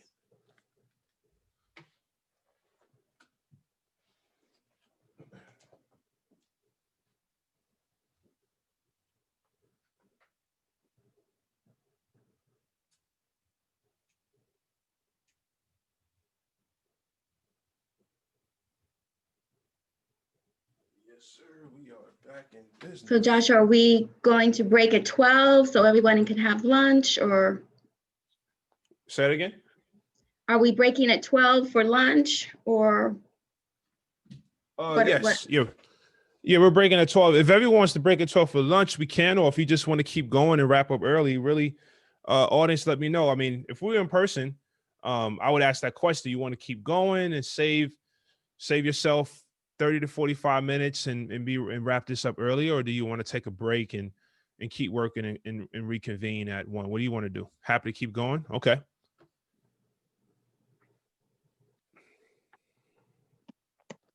Ms. Deborah? Yes, I'm Fine with fine that? with it. Yes. Okay. All right. I'm back. Miss me. There we go. All right. So let's keep going. So I see we have Aisha Riley in the panel. Was she sharing us some information, or? I just removed her. Oh, I still see it. You still see her? She's not on mine. I just have you and me on there. Oh. She should be. She's back with the attendees. That was a mistake on my part. Oh, that's fine.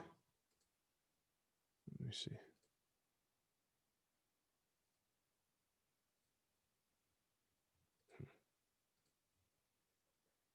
Just so everyone knows, in the chat, I put some links for the compound annual growth rate that Joshua mentioned. So if you want to check out those links, it'll give you an explanation. And I tried to find some books on it, even looked on the Cincinnati Public Library site. If you want to investigate the library more, I'm sure they have some books there as well that you can check out if you don't want to buy the books. But the information links are in the chat for you to learn more about compound annual growth rate.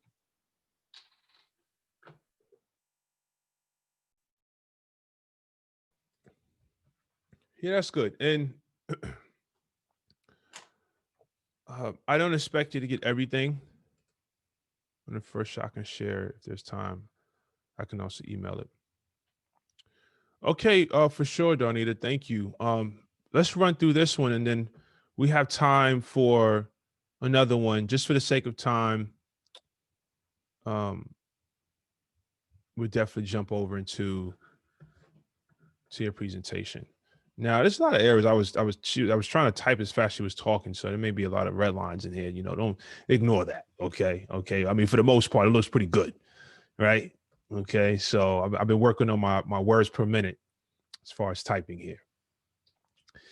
All right. So let's jump. We're gonna power through this information. This is a great example. Let me jump on over here. See how I want to do this. Let's minimize this.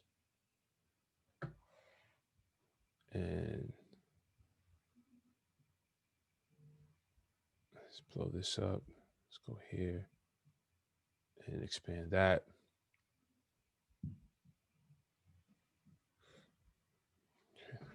Phone, turn this off.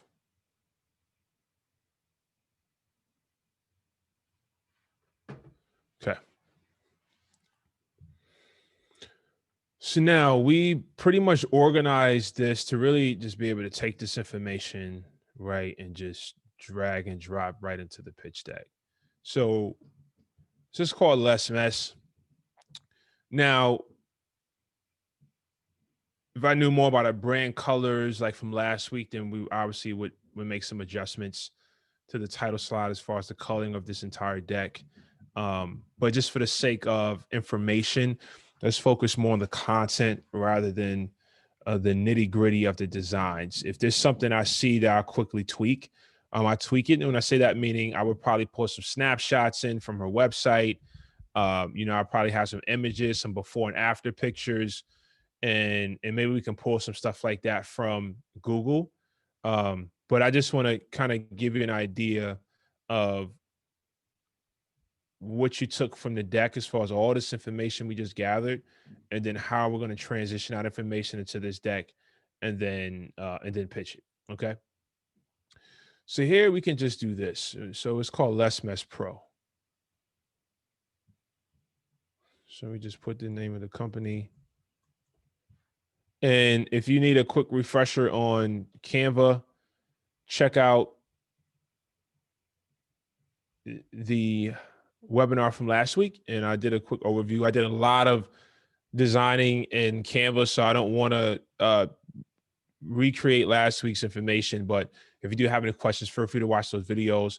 We will be offering another Canva more enhanced workshop at the top of 2021 as well. So I'll just keep a lookout for that. You'll hear from Ms. Deborah. So let's move this up, right?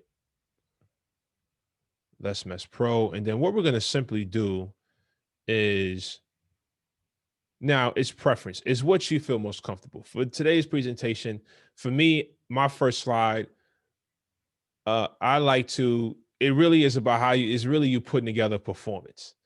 And I like to have my logo, and I like to do my introduction without any information on the slide, because what I want to establish is complete control of the room.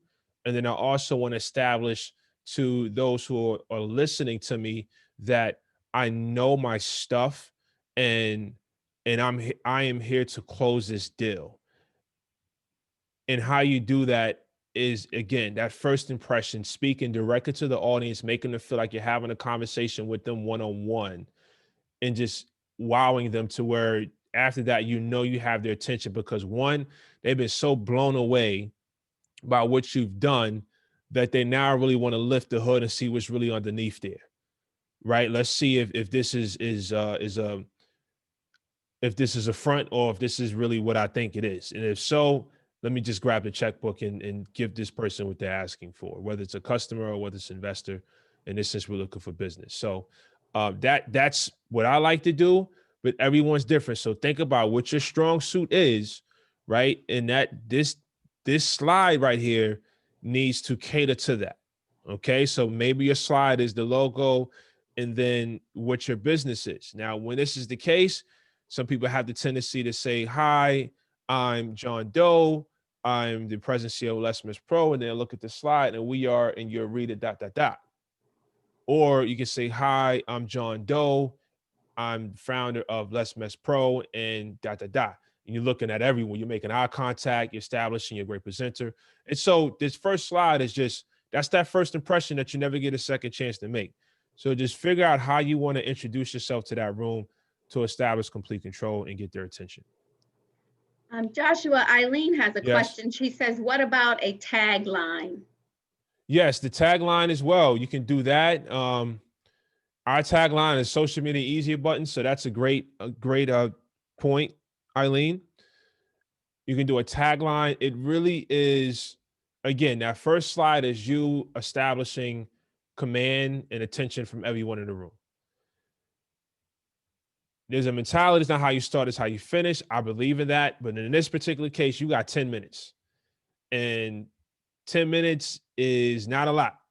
When you get up there and you get to talk, and you can easily get up to 20 minutes and it doesn't even feel like it because the nerves kick in, etc. So 10 minutes is very condensed. You want to make sure you get your point across on every single slide. So if that tagline is it, do that tagline, but make sure you get to the point of what your company is. Yeah, you have to do what you feel most comfortable doing. And as they say, leverage your strengths, manage your weaknesses. Okay.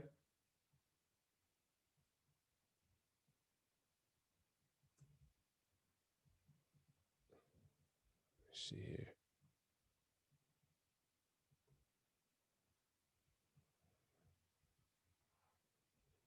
And well, perhaps we can do this.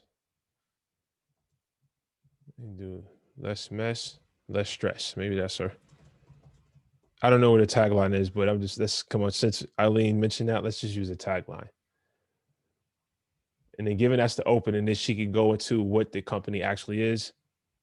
And then boom, she has the attention. She has the control.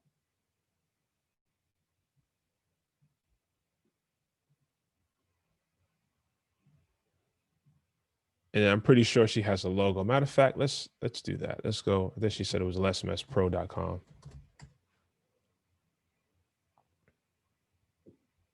I think she's probably working on that. I was gonna put the logo. All right. So we got Less Mess Pro, and it's simply less mess, less stress. Let's look at some elements.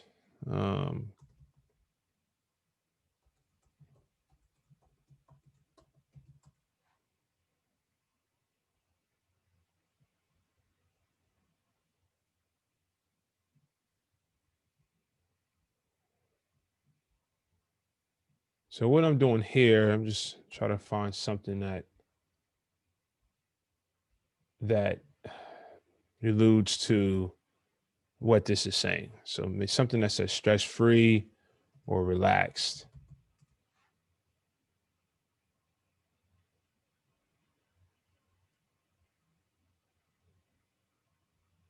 Let me see here. What's something that reflects? I'm just relaxing. So we can do this. Right? Boom. That garners some attention. Okay. So less mess pro, less mess, less stress. Okay. You could do the images, the before and after. So let me see. Hoarder before and after.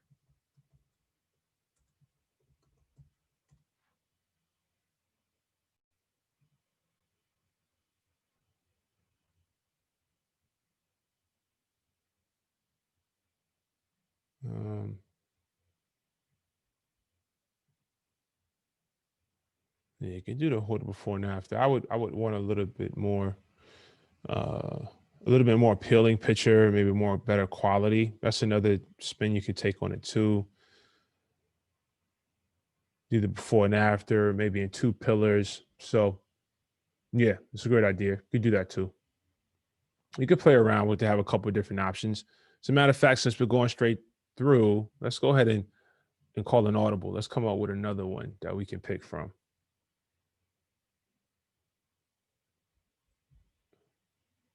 What's this one look like? And if she had time, I would ask her for it.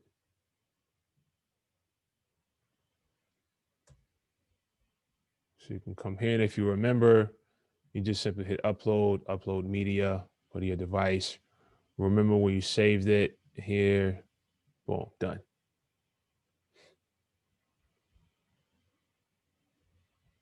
So we can go here. I wouldn't do it like that. You know, maybe you put it down below like this. Put this in the center. Maybe that's your logo. And then that's your tagline.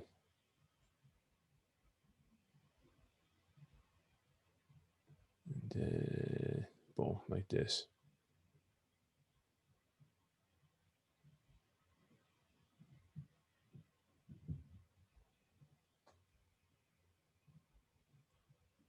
Okay. Then you have your before and after right there. So then at that point, everyone knows what you're here for. They say, oh, okay, I get it now, right? Okay. I actually like that one. I like this one too. So we got 2 intros. Now, depending on what her introduction would be, you know, what that first 30 seconds of her presentation is going to be, depending on which slide she wants to use. So you can tie in, you know, maybe the buzzwords before and after is within her 30-second elevator. And that pretty much is how do you get your listeners' attention within 30 seconds? So that before and after is definitely a buzzword. And I imagine this community. And if she ties it into maybe this introduction slide would be perfect for that. If it's not, and maybe you just throw your arms behind your head and let us take care of everything else for you. If that's part of it, then maybe this would be more suitable. So it really just depends on what is that introduction. Okay. So now the problem. Now the thing is, this is the title slide, so we can delete this one.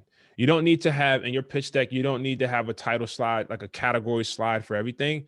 Just go through it. That 10 to 12 slides for here. We don't need to have a slide that says our problems and then go to this slide. That's just creating monotony in if you only got 10 minutes, that is taking some quality, precious time out of your presentation. And it's just not of the experienced. It's a novice move. So just go through it. If you're pitching to someone, they understand and they typically have an idea of what they're looking for. So you don't need to have a category slide for each part of your presentation. So here we can list out the 3 problems. So let's go back to, if you got any questions, drop them in the chat, put them in the Q&A as well.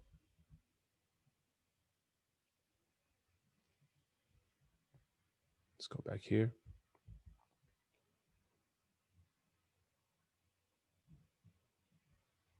Let me see, customers.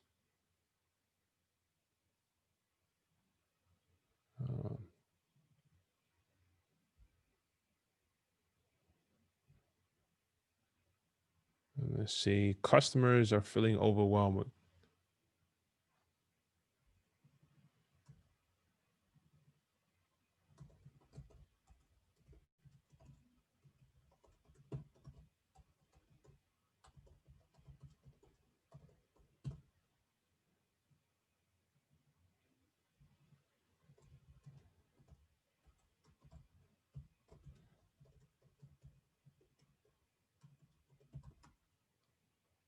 One who understands their challenge without feeling embarrassed.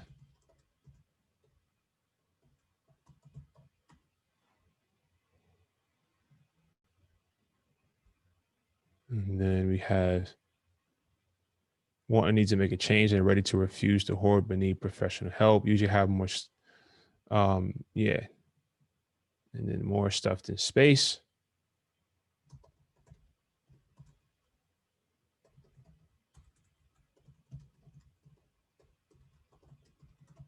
Space.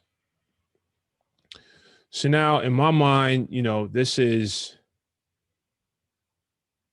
maybe it's the graphics that's doing it for me. There's a lot going on. So maybe we can take that off and kind of break this out a little bit more. Or what I would do for this particular slide, just to make it easy to follow, this is a lot of, it looks like a lot going on. So maybe we can do this. We can do, you know, problem 1 right here.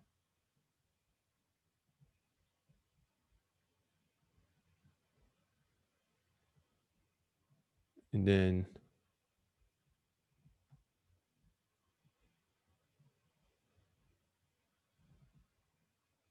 to, and let me know, isn't this much easier? Is this much easier to follow than having it stacked? When it's stacked, it looks like there's a lot of text, a lot of words going on. And you don't want people wasting time reading. You want them to be listening to you.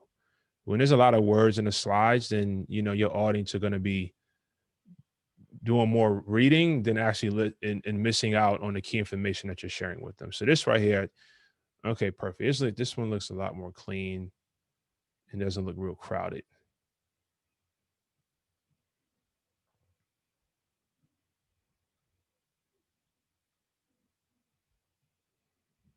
All right. Okay. So we have the problem.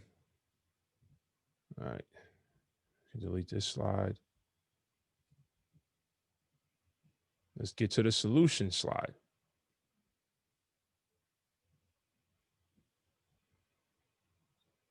Another quick point that brings me to these category slides is the agenda. You don't normally see an agenda in a pitch because, again, if you're pitching to a room of investors, then they assume that you have this key information, so you don't need to have an agenda. It more or less is built on your flow and what makes you feel comfortable to tell your story. This is all about telling your story. So you don't need to have an agenda. I'm going to talk again. If you got 10 minutes, that agenda is taking away a minute and a half because you may get interrupted or someone may say, "I don't worry about it. Just go ahead. You can skip this slide." You don't want them to say that. So we just want to wow them with the presentation, with the information, and you get right to it. And it's like, this person really knows their stuff. They know what they're talking about. And I'm definitely intrigued. Maybe I'm not ready to invest, but I definitely want to follow the journey, and then I may come back in later. You may hear that too. That's common. So now the solution. So you can have a picture here. You can do that before and after image. You see. Slide that on over to the right.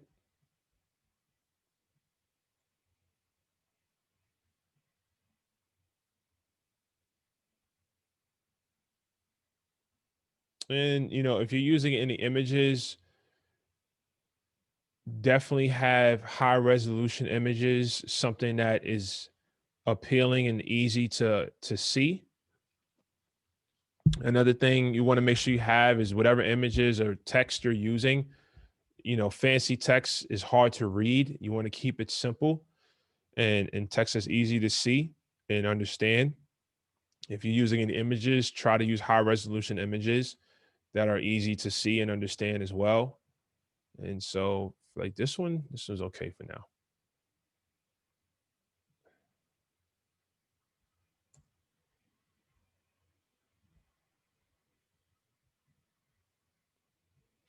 And then also just to sort of the layout of the slide itself. Since we have a lot of white space here, you probably want to use more vertical images than landscape. Again, just to keep it appealing. And device.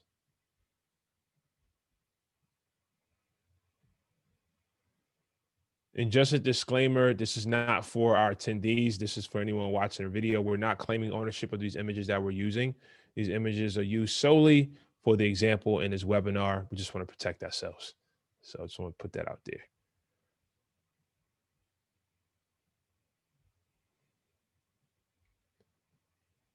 All right, yeah. So this wouldn't be, again, you want to pick a picture that if someone's watching on their phone, this is going to be difficult to see and understand. So again, you probably want to use more vertical images.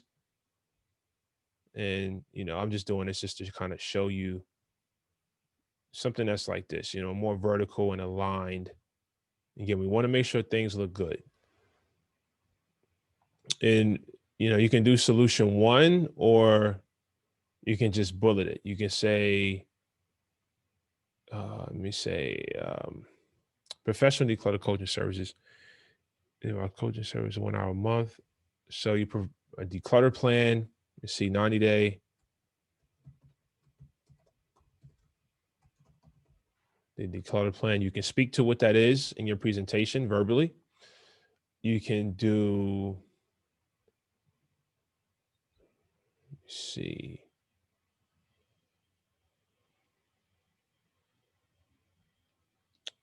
If this is, I think she mentioned emotional support. Let me see, one-on-one. Let me see, weekly one-on-one check-ins.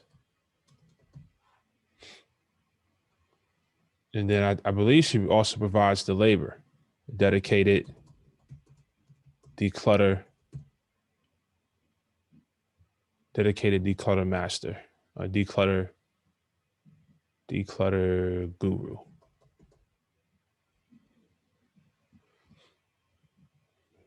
Delete that. Right? So this is clean.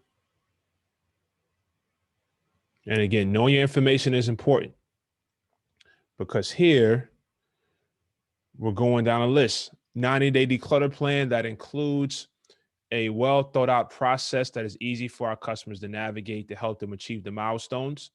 To hold our customers accountable to those milestones, we host weekly one-on-one meetings. These weekly one-on check-ins, we cover bullet 1, bullet 2, bullet 3. And then we also provide the labeling services, which each of our customers have a dedicated declutter guru who will be responsible for transitioning that clutter into a clean and more beautiful space for our customers to want to visit and spend time in. Boom, slides done. Right? So obviously, Tracy would be able to do that a little bit better as far as the content wise, but that's just an example of how we would present this slide. It was less than 1 minute. I imagine you know exactly what we're talking about. So you don't want to get lost in the sauce and spend too much time trying to explain. Because if you need to spend a lot of time trying to explain, then that means we need to go back to the drawing board and refine this pitch deck, because a person should be able to get it the first time they hear it. Okay. Let me know if that makes sense, ladies and gentlemen. I want to do a quick post, quick check-in. I'm doing a lot of talking. Does that make sense? Are we on target here? Do you have any questions? I don't see any questions. I thought you did a really good job with that pitch slide right there. Okay. So let's see. Yes, great information. Okay. All Makes sense. So. Perfect. Okay. All right. So we got through solution. Now, this is the other part. I believe this is the next question.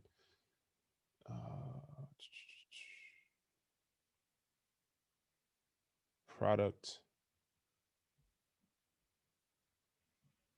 We can delete this.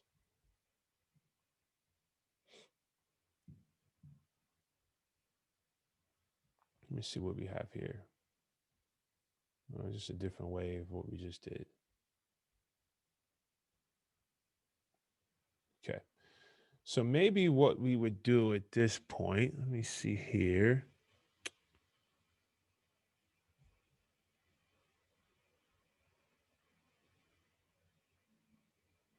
See if there's pricing. Let's go through. Okay. Let's go through.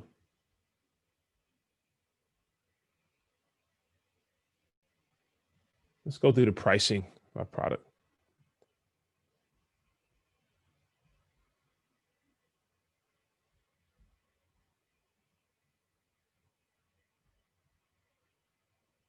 No, what I want to move this around. I want to go through the problems. I want to go to solution. I want to talk about the product. And then I want to go to the addressable market of that addressable market. I want to talk about who our target market is, ... That's okay. That's how we're going to do it. So let's talk about this here. So she gave us something to work with. I believe it was here. Okay. So we have a less mess package. Let's just assume there's one package. All right. Let's do a less mess pro. Yes, it's great information showing me how to use those token bytes to subscriber service quickly. All right. Thank you. Thank you. Getting somewhere. Let's go with Less Mess Pro and then Less Mess Elite.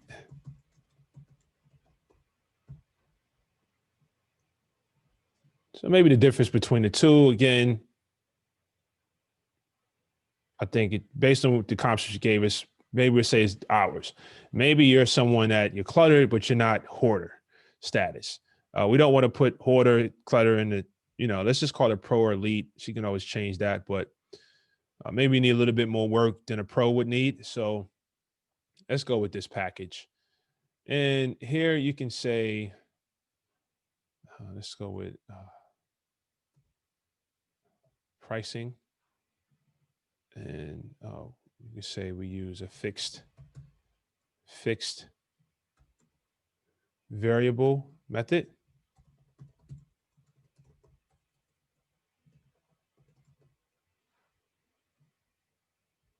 Fixed variable approach.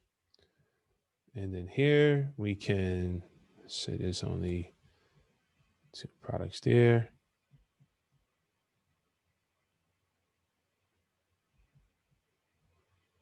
I would break it out like this.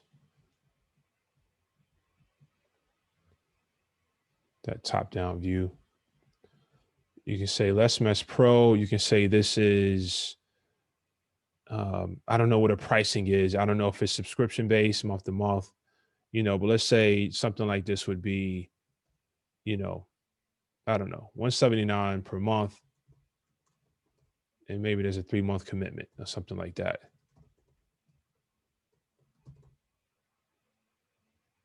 Three-month commitment, and then she breaks it down. This gets you, 4 hours a month. You can bullet that. And this gets you 4 hours per month.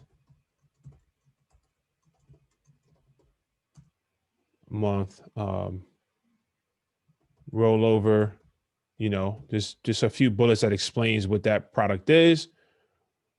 Rollover included.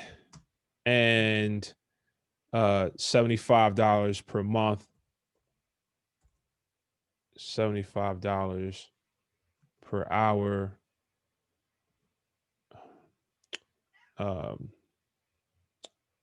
beyond, let me see, 4 hours per month, rollover included for additional hours, for additional time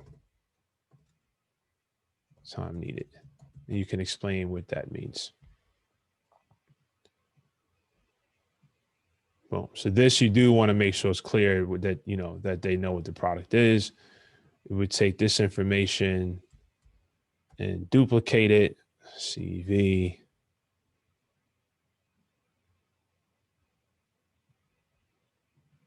Or perhaps, one dedicated guru. 2 dedicated gurus. Here you get 6 hours a month, and maybe it's less, right? And this is $349, something like that. All right. So here you're just showing your product bulleted in its simplest form, so they know what they're going to get. They're going to know what it costs and then what do they get for the monies paid. And I just kind of outline, fixed variable approach. And this is what you mean by that. It's 170. So we have 2 products. You can go with the Less Mess Pro. The ideal customer for Less Mess Pro is someone that is not necessarily a hoarder, but they don't want to take the time to clean up the basement and the attic because things have piled up over time. That is $179 a month. There's a 3-month commitment. Again, we want to make sure that we can finish what we start. And based on our research, it would take at least 3 months to do this effectively.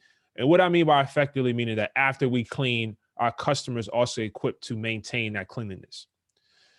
And that is included rollover. So maybe if we don't use 4 hours in that month because of their schedule, those 4 hours can roll over to the next month. For anything over those 4 hours, it's $75 a month. And this plan is included 1 dedicated guru. For the second tier, that's Less Mess Pro Elite. Again, $349 a month, 3-month commitment, but that includes 6 hours per month, rollover is included. The price does reduce down to $50 an hour for any additional time needed. And giving Les Mis Elite, the ideal customer is someone that has a lot of things, a lot of, clutter, and just the attic, the basement, the sub basement, everything is just piled up on them. It does require additional staff. So we do have 2 dedicated gurus for the second tier. Joshua, it's Deborah. Did she, Yes. and I don't remember if she mentioned anything about therapy, or because a lot of times people that hoard have, need some type of additional emotional support. So So she would include that. I'm just going off this kind of, just want to give you the idea of what this section is going to be, because I don't even know if this is 100% of how she's doing it. But that emotional therapy, you can add that as well. And if it's included in that 4 hours, you can just bullet that and just put an asterisk by it and just says, hey, part of that 4 hours is the emotional support. Or if there is a separate part to that, just bullet it out. Just put, I'd say you don't want no more than, in this particular part, no more than, depending on how you describe the product, no more than 4 to 5 bullets. Because right. again, you want them to really focus on the content that you're saying and not spending a lot of time reading. But Well, at that's this something that point, she can also say it. I mean, it doesn't, if it's not yeah, bulleted, you can say, she just say it. Okay. Exactly. So you don't need to put every line item, like I mentioned, explaining what that rollover is, explaining who is the ideal person. Like, you don't need to write out the ideal customer that will buy this package. You can verbally say that. And you can say part of this 3-month commitment is to position us to both clean, but also train the customer how to maintain that cleanliness. How we do that is by providing emotional support and coaching, ... So you can say that in your presentation. You don't need to put it verbatim on the slide, because they'll catch that. So this is a great point, Ms. Deborah. But I'm honestly, at this point, ladies and gentlemen, at this point, you have established control of the room, because they're saying, okay, this presenter knows their stuff. They didn't bore me with a bunch of reading, and they got the main points across. So by the time you've gotten to this slide, they're locked in. They're locked in because they didn't fall asleep. They didn't open their phone and check their emails, because you obviously know your stuff. So I just want to position you just to maintain that control. We got the pricing. Now, let's go through the addressable market. Okay.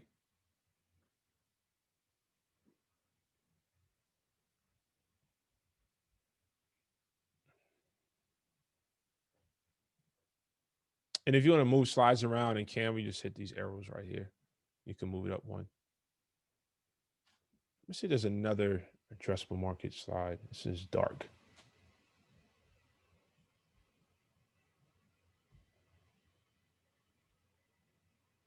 All right, this is fine. I would want to stick with the theme, right? So I would flip these colors around. Let's do that.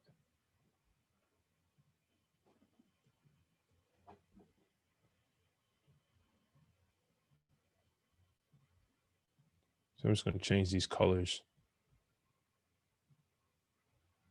and then change this background to white.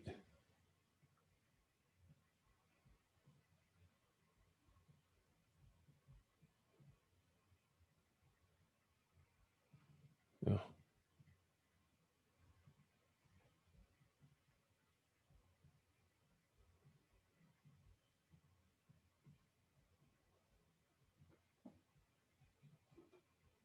Okay.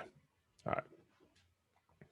So this is the fun slide. Remember, we said it. We mentioned addressable market, year-over-year growth, and how it's performed over the previous year. So here we can say 52 point, what was it, one? $52 billion industry.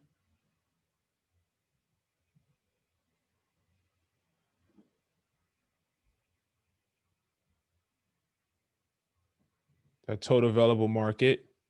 Remember, we broke it down. That would be that 28 billion.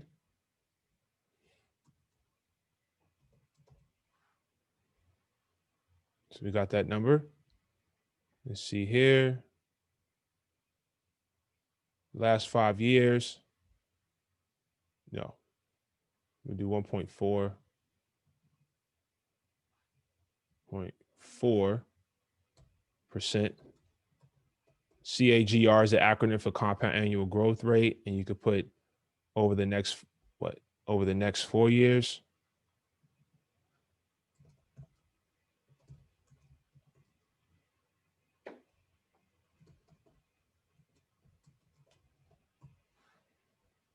And then here we can do 2015 to 2020.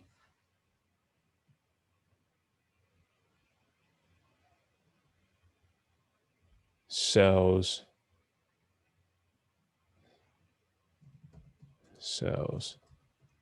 increase. You put 400%. So here's a couple of things you can do. And here you can explain it over the last 5 years, or you can say from 2015 to 2020. That really is just on the flow. Right now, you in the zone, you feeling it.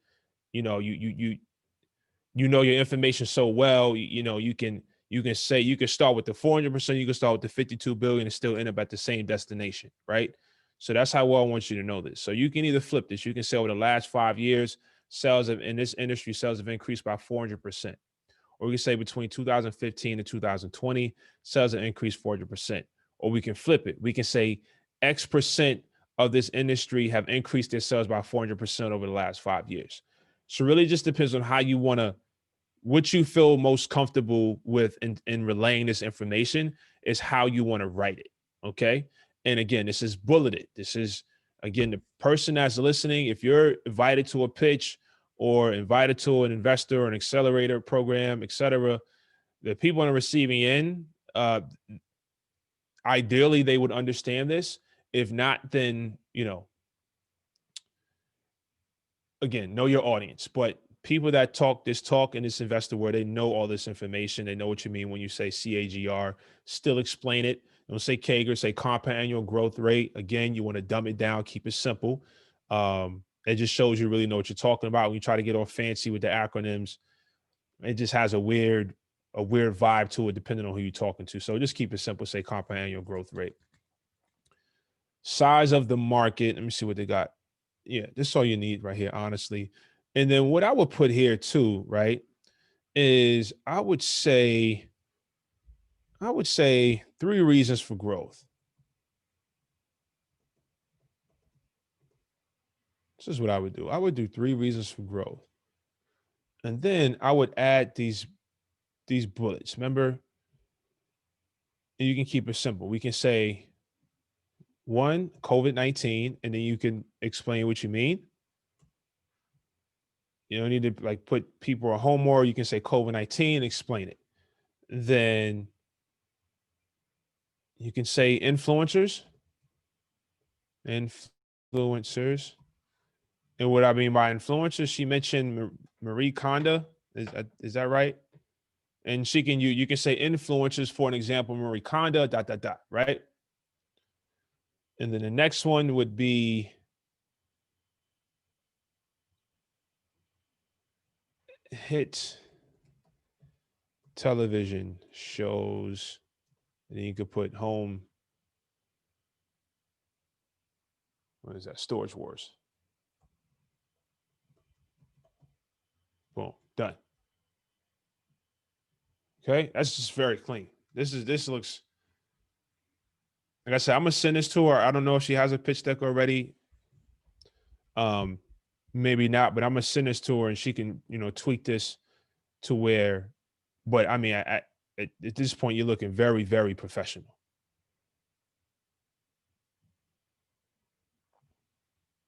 Now let's go to the next point. Size of the market, page 7. Let's do target market, competitors, And then you go to your financials, which you're not doing. Roadmap, we're going to put that in your appendix. Appendix meaning your backup slides, and backup slides are great because, again, you want to have the ace in your back pocket. Okay.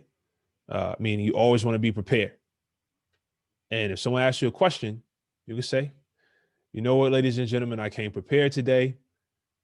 I have the slide in my backup. Let me flip to it right quick. And you can go to that slide and then show them that you've really done your homework. So a pitch deck, this is your main, today we're focusing on those main 10 to 12 slides, but you also will have more slides in your backup. And those more slides are competitive advantages, your roadmap. We're sending this out to you so you can start working on that as well. Your customer personas, maybe you have your customer acquisition model. It's a little bit more detailed. Maybe you have, maybe you did some enhancements and you got to compare and contrast between your first release versus second release. So you just want to have that stuff in your backup. And again, when you're working through creating these slides, you're also embedding this information into your brain to then be able to use it during your presentation without even thinking about it.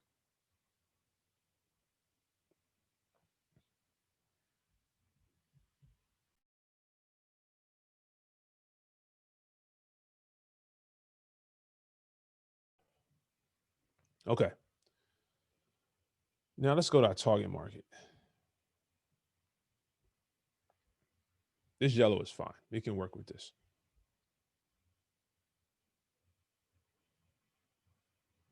So we got target market. We'll work on competitors later.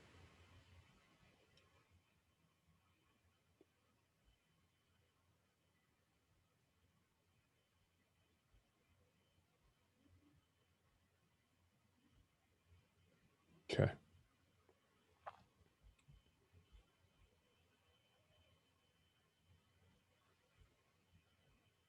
So we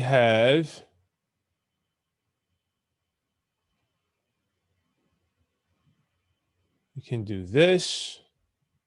We don't need sub fonts.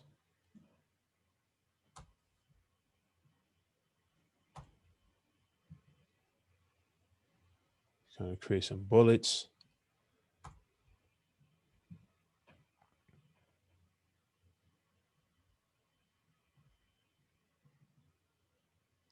She said, entry level career, entry level professionals. We can make this font smaller too.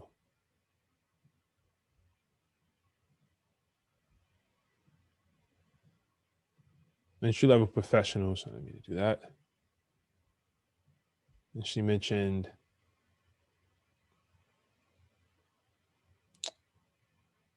pre-retirement.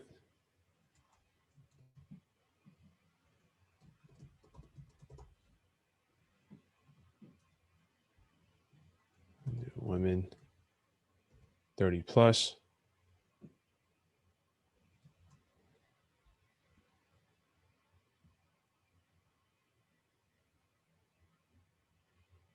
And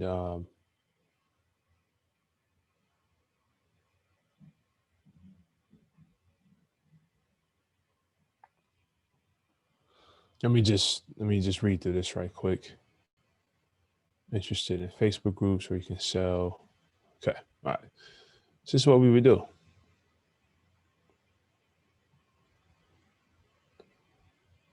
And here again, you can flush it out. We could say women who are 30 plus. Ideally, they're either entry-level professionals or pre-retirement. And we can dive a little bit deeper just so you have a clear understanding of our target market. Based on how we acquire them, we dive a little bit deeper as far as the demographic, geographic location. And then you go to your next slide and say, these women who are 30 plus, they're typically interested in Facebook groups where you can sell items, i.e. shopaholics, Pinterest, Etsy, eBay, Poshmark. Trying to see, do we want to, woman 30 plus, and we can do this too. We can do this.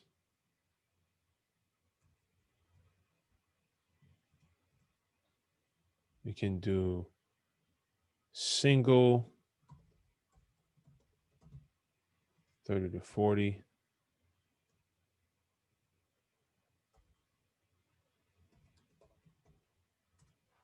Or you can do married 50 to 60.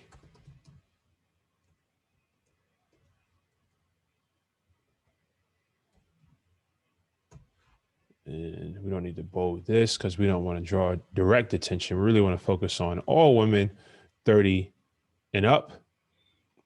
Based on our customer research, women who are single are usually between the ages of 30 and 40, and those who are married are usually between the ages of 50 and 60.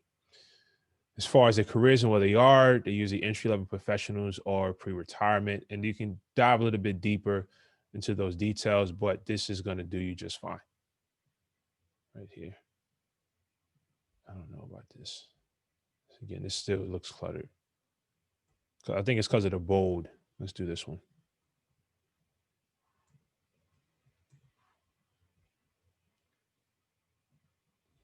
Maybe the font. Let me see.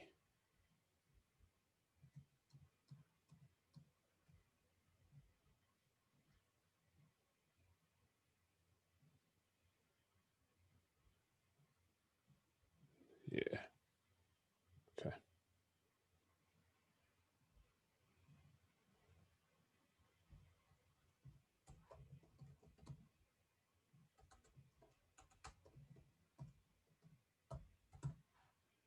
Perfect.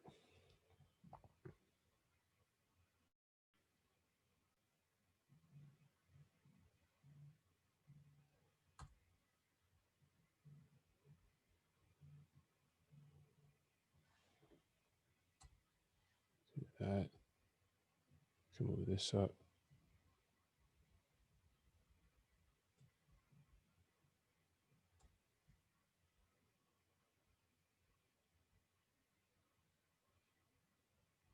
Here, I want to do this. I want to copy this one. And now that we got the target market, right? Now we want to say, okay, now how are we going to tap into this target market? Basically, it's going to be called your marketing strategy.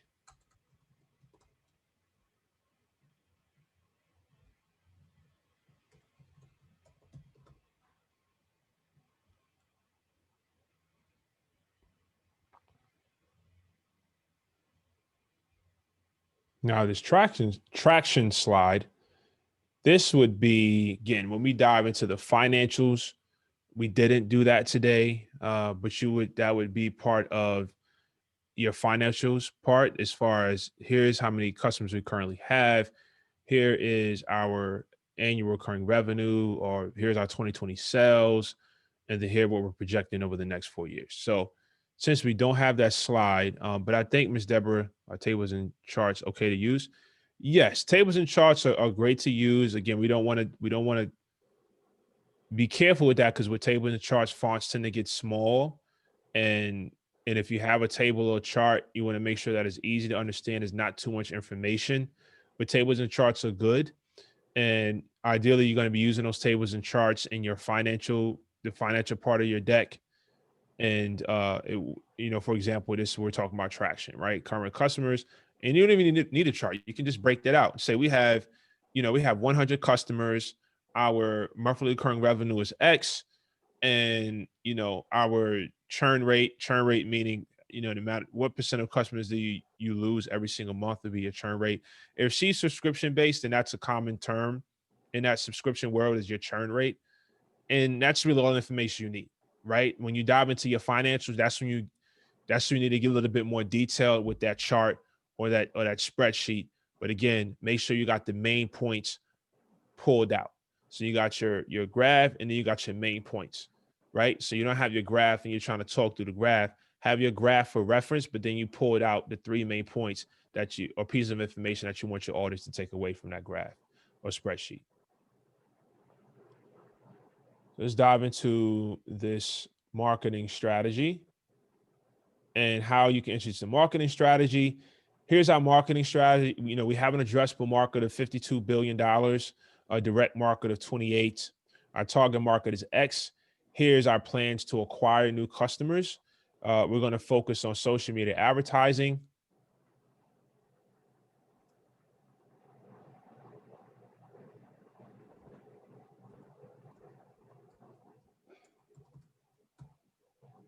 Social media ads. We're going to leverage strategic partnerships.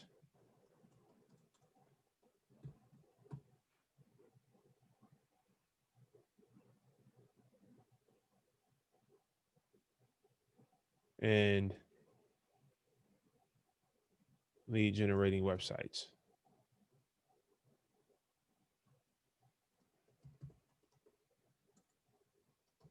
Lead generation.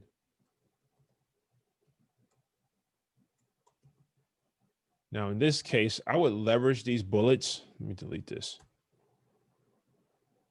You just want to make sure in this particular case, this is a very important slide because anybody can come up with great ideas. And I'm telling you from experience alone, that customer acquisition, this is a slide you want to make sure that your audience leaves with and understands. Otherwise, this slide can definitely kill the deal, because I'm telling you from personal experience, you can go in there and do an amazing presentation. The numbers make sense. They love the market. They love the product. But this right here is how are you going to make money? Especially if you're talking to investors, they need to understand that you have a clear understanding of your target market and a clear marketing strategy, AKA customer acquisition model to drive sales. So you want to make sure you may spend a little bit more time on this slide than any other slide. So again, this is very important, because the finances are important, but how are you going to get business is, as with any business, without customers, there's no business. So it's a very, very important slide. So social media advertising, this is where you can break it out, because they may say, well, what ads? What is this? Sorry. Oh. You can do Facebook, Instagram, and Pinterest, right? Because I know she mentioned Pinterest.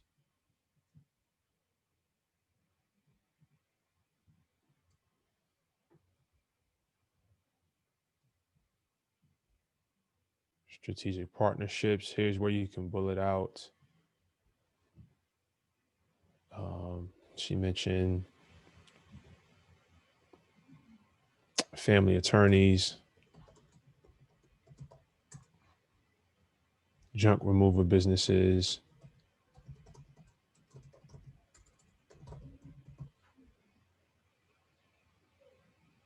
wrap the car and brain graphics.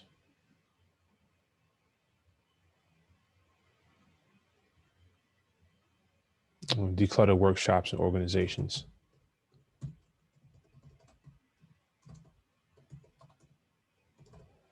Okay, so we got that.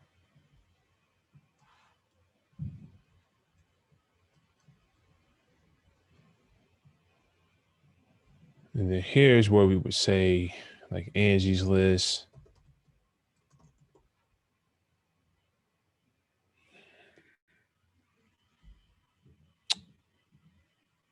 local meetup groups.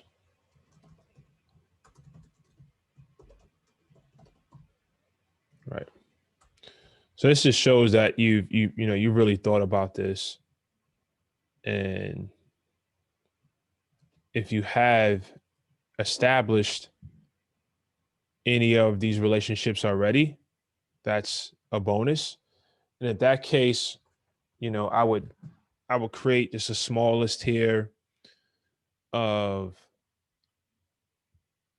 or in fact, I would actually put that on your traction slide. So this traction, again, current customers, your monthly recurring revenue, or maybe your annual recurring revenue. In these terms, people use acronyms like MRR, which is monthly recurring revenue, ARR, which is annual recurring revenue, and churn rate. Remember, churn is the amount of customers you're losing, the percent of customers that you're using month over month. So everyone has a churn rate, and it could be 5%, it could be 25%. So just make sure you have that. And if you don't know, you can just look up your industry average churn rate, and I'm pretty sure Ibis Word has it, and I'm pretty sure Google has it. So you can look that up in your traction. And then also on your traction slide, you can have your marketing strategy. So let me just do this. So here's our traction slide here, right? So this is for my tech company. So we have just the logos, people that are behind us and supporting us. We have, number of posts, impressions, etc. And this is just showing that, hey, the market is supporting you. Here's who's behind you. Here's where, type of media opportunities that you've had. So if you have that information, create you a quick traction slide. But for today, since I don't have that from her, I just want to show you what it looks like. And again, you would pull this information from your financials as well. So if you have your financials, then creating that traction slide is not difficult at all.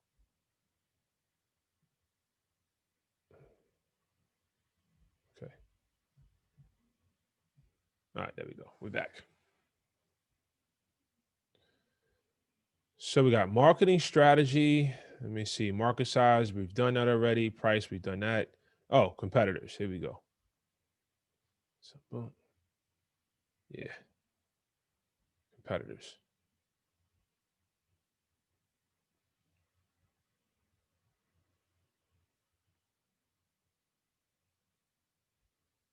Okay. This is another slide because we're almost at the end of the deck. Like I told you, this is a 10-minute presentation. Okay. This is how it works. So you want to be concise and straight to the point with very valuable information. So let's just take this out so we don't get confused. It's our financials part. Oh, man, as a matter of fact, let me not do that because she may want to do this later. Or, what I can do actually with everyone is I can send you the link and you can play off this as well. So, and I sent you the link for the templates, and you guys can pick a template and work, look at this screen, look at your other screen, and you can complete it.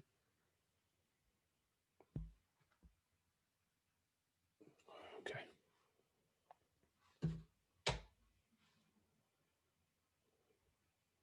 So let's do competitors. So here's where I did the same exact thing. You got direct competitors, which she's given us, and you got indirect competitors. So in this case, I think this is all grouped. Let's ungroup this.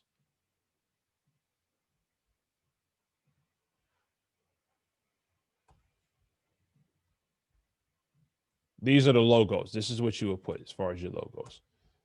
So just for the sake of today's example, let me just pull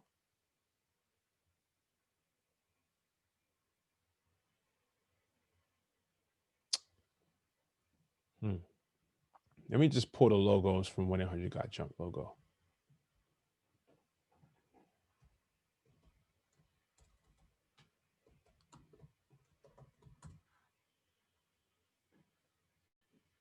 Oh, logo.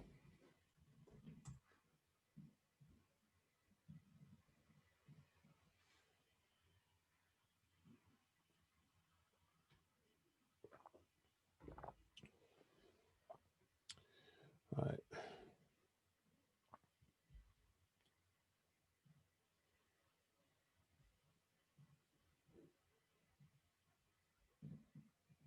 So here's where I would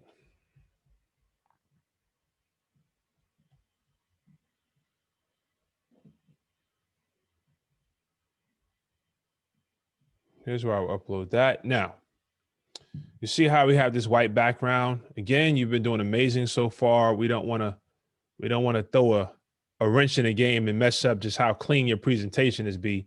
So if you're using Canva, we definitely want to remove that white background, and you simply can do effects and hit background remover. It's going to take that white space out. Now, if your background was white, then you can keep it because you couldn't tell, but now it just looks a lot more clean. So we can do this. You could put company, direct competitor here, indirect competitors. If it's a you know, just sort of organization. Let's type it out. Let's change this font to white so you can read it. And here's where we can say smaller professional organizers.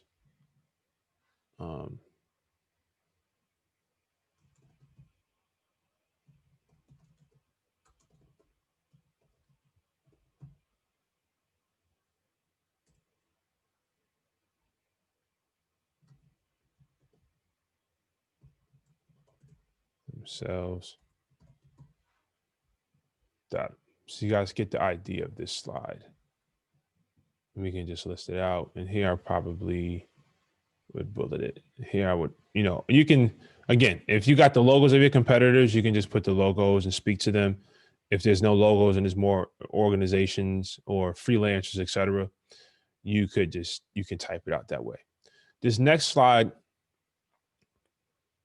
is another one. So if you like this format, you can use this format. The way I would use this format, if I was, you know, pitching this company, is I would put the competitor. I would do competitors or competitive landscape. It's another way you can do it. And in this case, I would put, you know, commercial organizers, right? In that sense, and then you can put the logo there. We can get creative, and here you can put commercial organizers and put their logos, right? And then speak to the downside of working with them.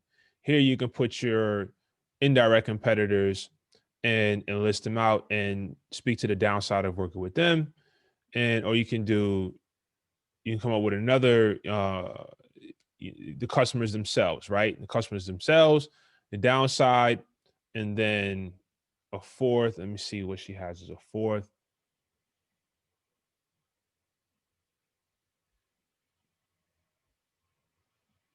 So there's only three. It's not always four. So there's only three. So there's a couple of different ways you can break this out. But again, and then here, as a matter of fact, what I probably would do is I would put less mess pro, and then you will list out your proposition and why you're the elephant in the room as far as these other three direct and indirect competitors. So let me just write this out.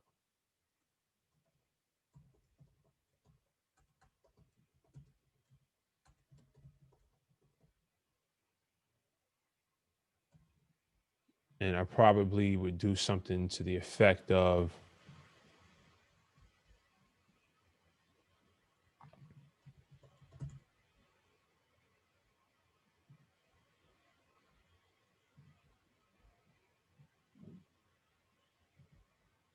just to, you know, highlight what the elephant in the room is. And you could do something like, no, not that. Definitely not that. Something like this.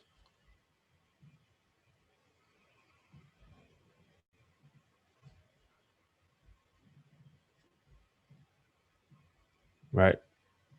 You can do something like that. And list why your options. So you can do commercial, customer, and then, you know, direct.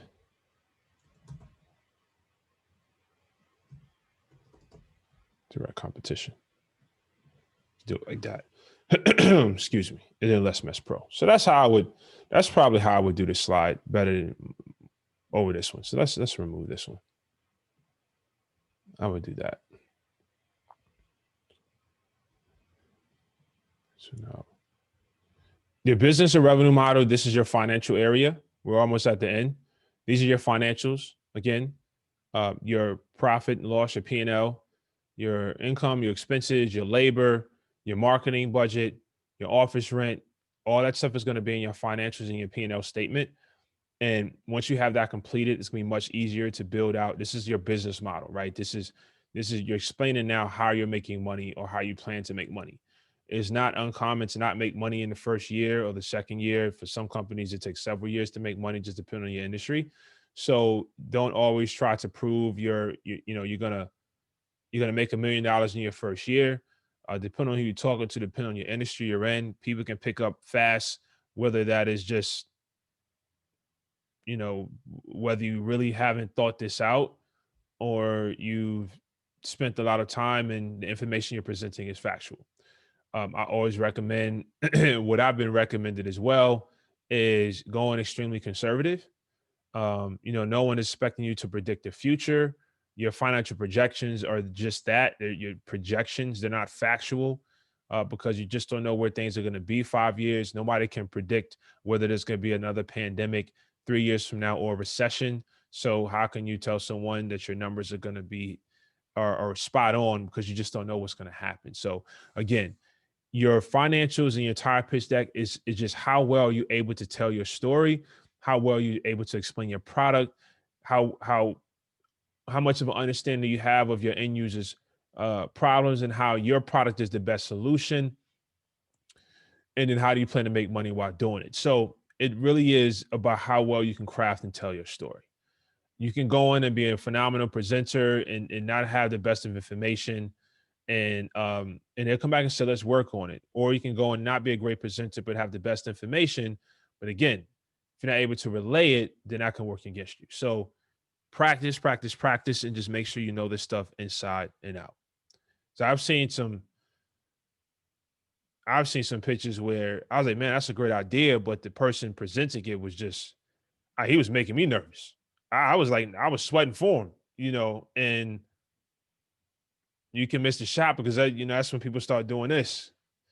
You start looking at their phone or they take bathroom breaks or start talking, and that's only going to make it worse for the presenter. So this practice or again, if it's not your strong suit, maybe you got a partner. So make sure you can present this information very well. All right, so let's just move this down.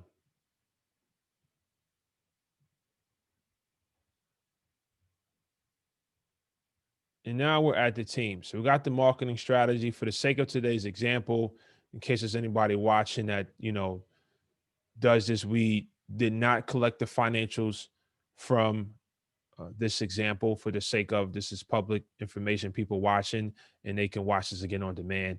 So we didn't want to dive into the weeds just to save them from competitors or any type of criticism that's not valuable to them. So we didn't go through the financials, but we may have a workshop on that because again, that is a workshop in itself. Now you're at the team. Your roadmap, if you got time, I would put it there. Depending on your product, I will put the roadmap in your appendix. Again, that's in your backup slides. Your traction, remember your traction is current customers, maybe your ARR, which is annual recurring revenue, or MRR, monthly recurring revenue, churn rates, or post or impressions, whatever your business is, those 3 primary key points that are going to get people excited.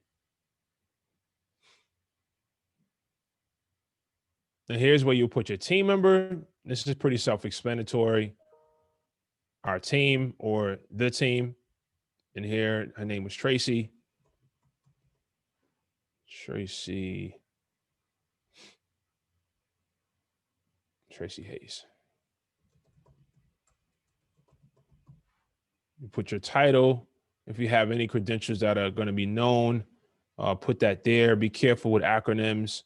As I see a lot of acronyms, I don't know why it's important because I just don't know what it means. It may be extremely important in the world that they're living in, but let's just assume that no one in the room lives in your world. So just type it out. Okay. So, or if you don't type it out, make sure you say what the acronym means. So, because there are some long acronyms out there, and there's many people that have, 3 or 4 sets of acronyms behind their names. And that can be a lot of text to try to write all that out. So just make sure you say what that is. Team member 2, team member 3, put their title. And what this slide really is just to help the audience, which may be customers.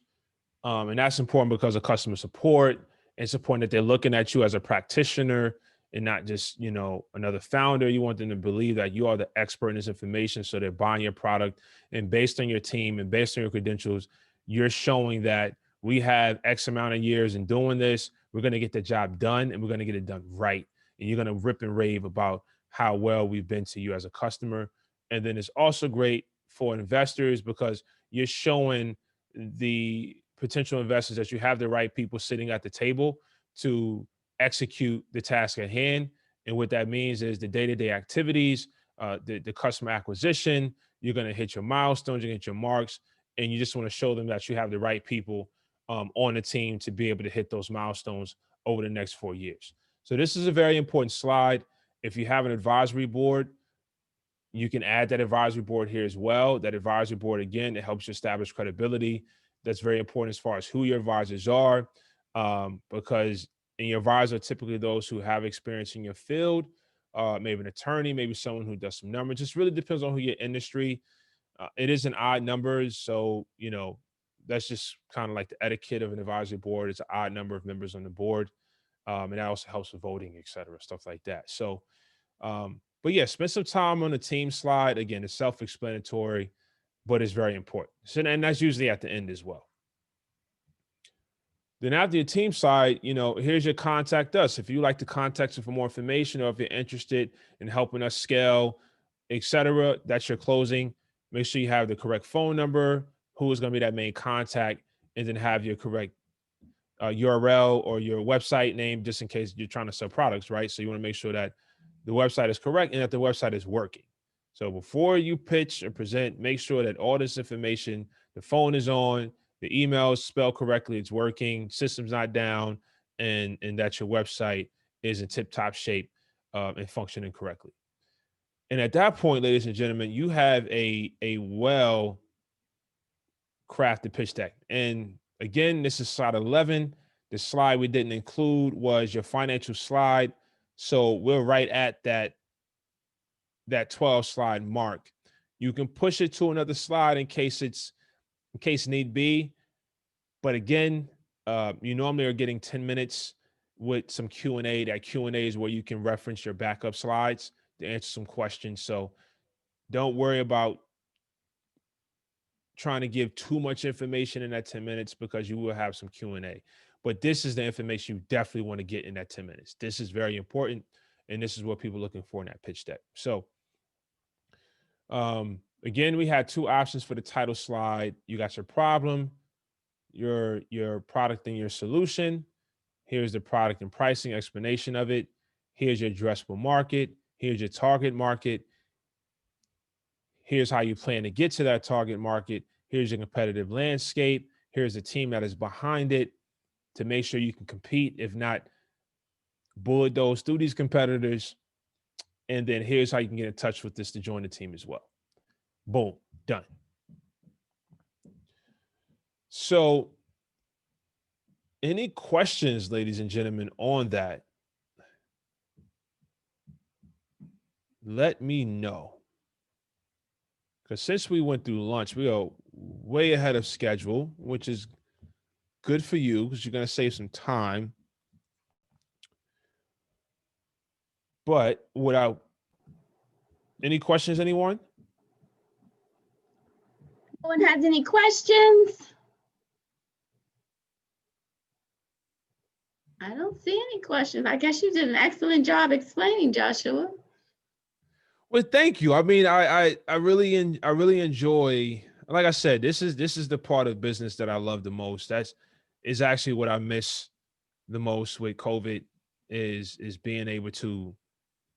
My style, I like putting on suits, and get in front of a room, and going in there with that mentality, like you're gonna own the room, and you're excited because you're confident in the business that you're presenting. You're confident in yourself.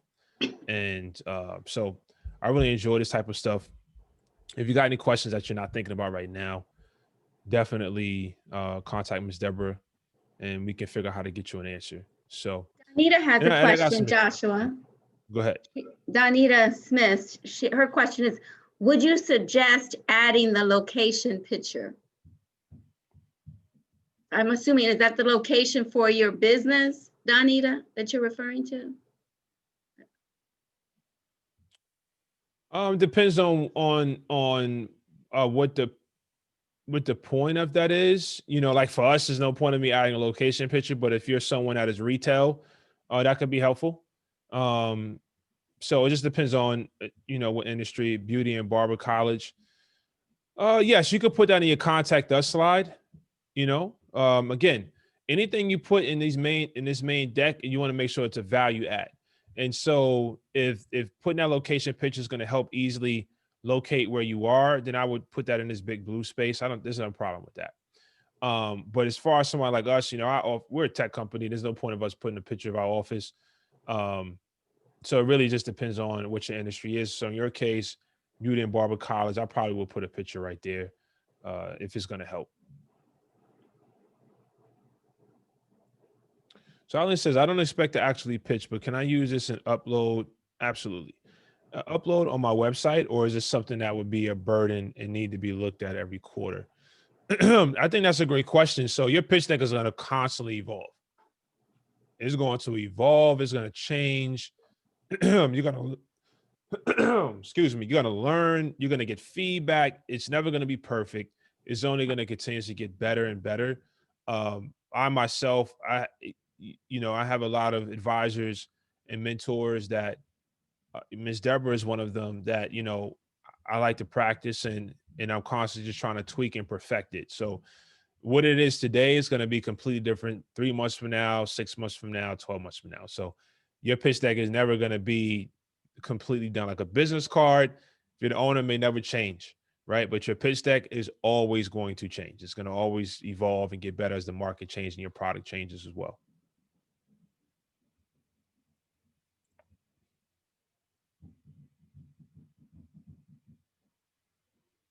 Any other questions, comments for Joshua?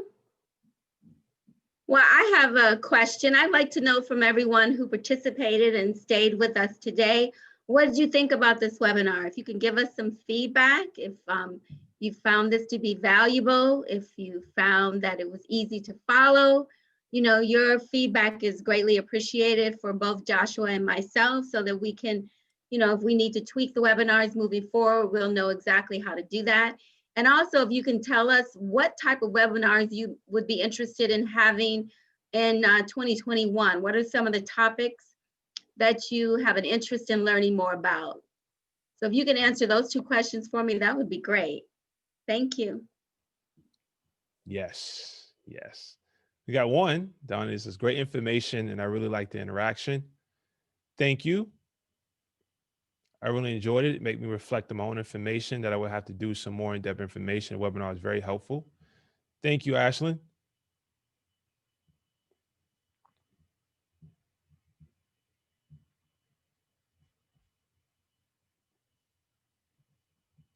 I think people are typing. Yeah, this is helpful too, because like I said, we take the feedback very seriously, and we want to make sure that, again, we're bringing you valuable information that you can use immediately and not further confuse any of you. So, we really appreciate feedback. And if you have any suggestions, drop that into the chat. If you can, that will help us out a lot to continuously bring these webinars back to you. Absolutely. So it says, Donita says, I'm updating my current pitch deck. Yeah, my pitch deck, our pitch deck from January is completely different today. Completely different. So like I said, you only get better. Great webinar, easy to follow. Thank you, Tiny. We appreciate that. And I should have gave y'all the memo too on the ugly Christmas sweater. I'm in the spirit. Yeah, I didn't wear anything Christmassy. I have my shawl on. It's sort of cool in this where I am. All right, well, I don't see any. You all don't have any other comments or suggestions for 2021. Let's see. Oh, you got another one. Beverly says, the information is so very valuable because it allows me to think of the details such as visual appeal and the amount of information on each slide. Absolutely. Let's see. That's a question for you, Ms. Deborah. COVID-19 pandemic coordinator are required now, correct? Donita, what do you mean by that? Can you elaborate on that for me?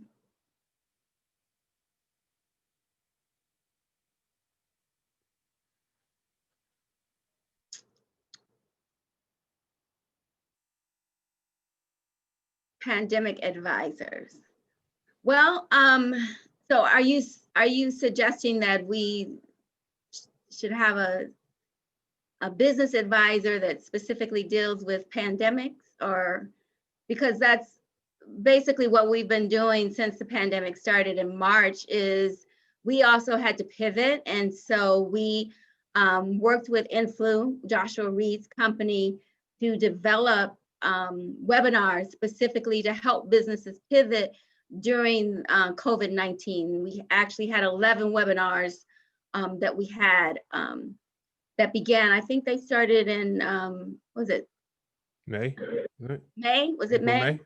April, May, I think. yes, Yeah. started in May. And so we're going to be looking at having some more webinars coming up. Let's see. In Ohio, the governor and the OBWC send out pandemic notices by email on regular basis. Know the laws, okay? Every company is now required to have an actual, okay, every company is now required to have an actual pandemic advisor or coordinator. So then I guess that would mean the African American Chamber would have a pandemic advisor or coordinator, because the Minority Business Assistance Center is actually a program funded by the state of Ohio. So we're not actually a company, we are a program. So. Another thing too, we shared it at the last workshop. I didn't share it today, but I will. So I share my company. We're a software company, and to automate social media for small businesses and nonprofits. And we have our software we're letting people use it for free. And so if you guys want to sign up, you're more than welcome to. I'll put the link in the chat. And what we're doing is basically build a community to where people can give us feedback. Over the next 2 months, we're going to be doing some more developments. And just give us feedback, what you like, what you don't like. But we're not selling anything. You can try it. Email me. I love it. We haven't had anybody say they hate it, but in case it's the case, let me know why so we can fix it. So I'll put that link in the chat as well. Thank you, Marlene, for putting that information in about Impact. Thank you, Joshua, for putting your information. So I don't see any other comments or suggestions for future webinars coming in. So I'm going to just put that out there one last time. If you have any suggestions regarding webinars or any topics, subjects that you would like to learn or explore, please put them in the chat. We are going to look at that and determine how to shape our 2021 programming moving forward. Social media strategy topic. Okay, we've got you covered on that. Oh, yeah. Check out that link too, Ashlyn. I think you'd be cool on that. Yep. Okay. All right. So what I'm going to do is, let's see, WordPress training. Okay. That's got you covered. Social media. We got you covered on that. WordPress. Okay.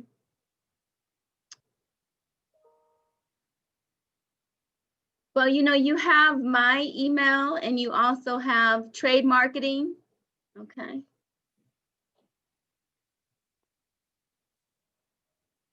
I was going to say you have my email and Joshua. So if you have any suggestions, don't hesitate to, you can send an email to me, or you can send an email to Joshua, and we'll sit down and we'll start formalizing these webinars so that we can bring them to you for 2021. Oh, I was chatting to you. Oh, you were chatting to me. Yeah. So I just sent the link to everyone to the website, and I'm going to put my email in there as well. Okay. So, all right, cool. All right. So I want to wrap this up. Since we finished early, we worked right through. I want to thank everyone for participating today. I want to thank you for giving your time. I know this is a busy time of year. Everyone's getting ready for the holidays, and one way or another, we're all trying to get prepared for the holidays next week and the new year. So again, thank you for giving your time. Thank you for showing up today, for your participation and your feedback. And we look forward to working with you in 2021. If you need anything from the Minority Business Assistance Center, please don't hesitate to reach out to us. We are here for you. We have a lot of services that we offer through the state of Ohio, and we are located at the African American Chamber of Commerce. Again, please reach out to Joshua Reed. He has a new platform that he is about to launch, and I'm sure there are ways that you can learn more about what it is he's doing with his business, and also his business, what he does, can help a lot of your businesses that participated today. So please reach out to him and find out in what ways that Influ can assist your business in growing your business and in reaching and attaining your business goals that you have for 2021. So thank you again, everyone. Happy holidays, Happy New Year. Stay safe, stay healthy. We will see you in 2021. Take care. Thank you.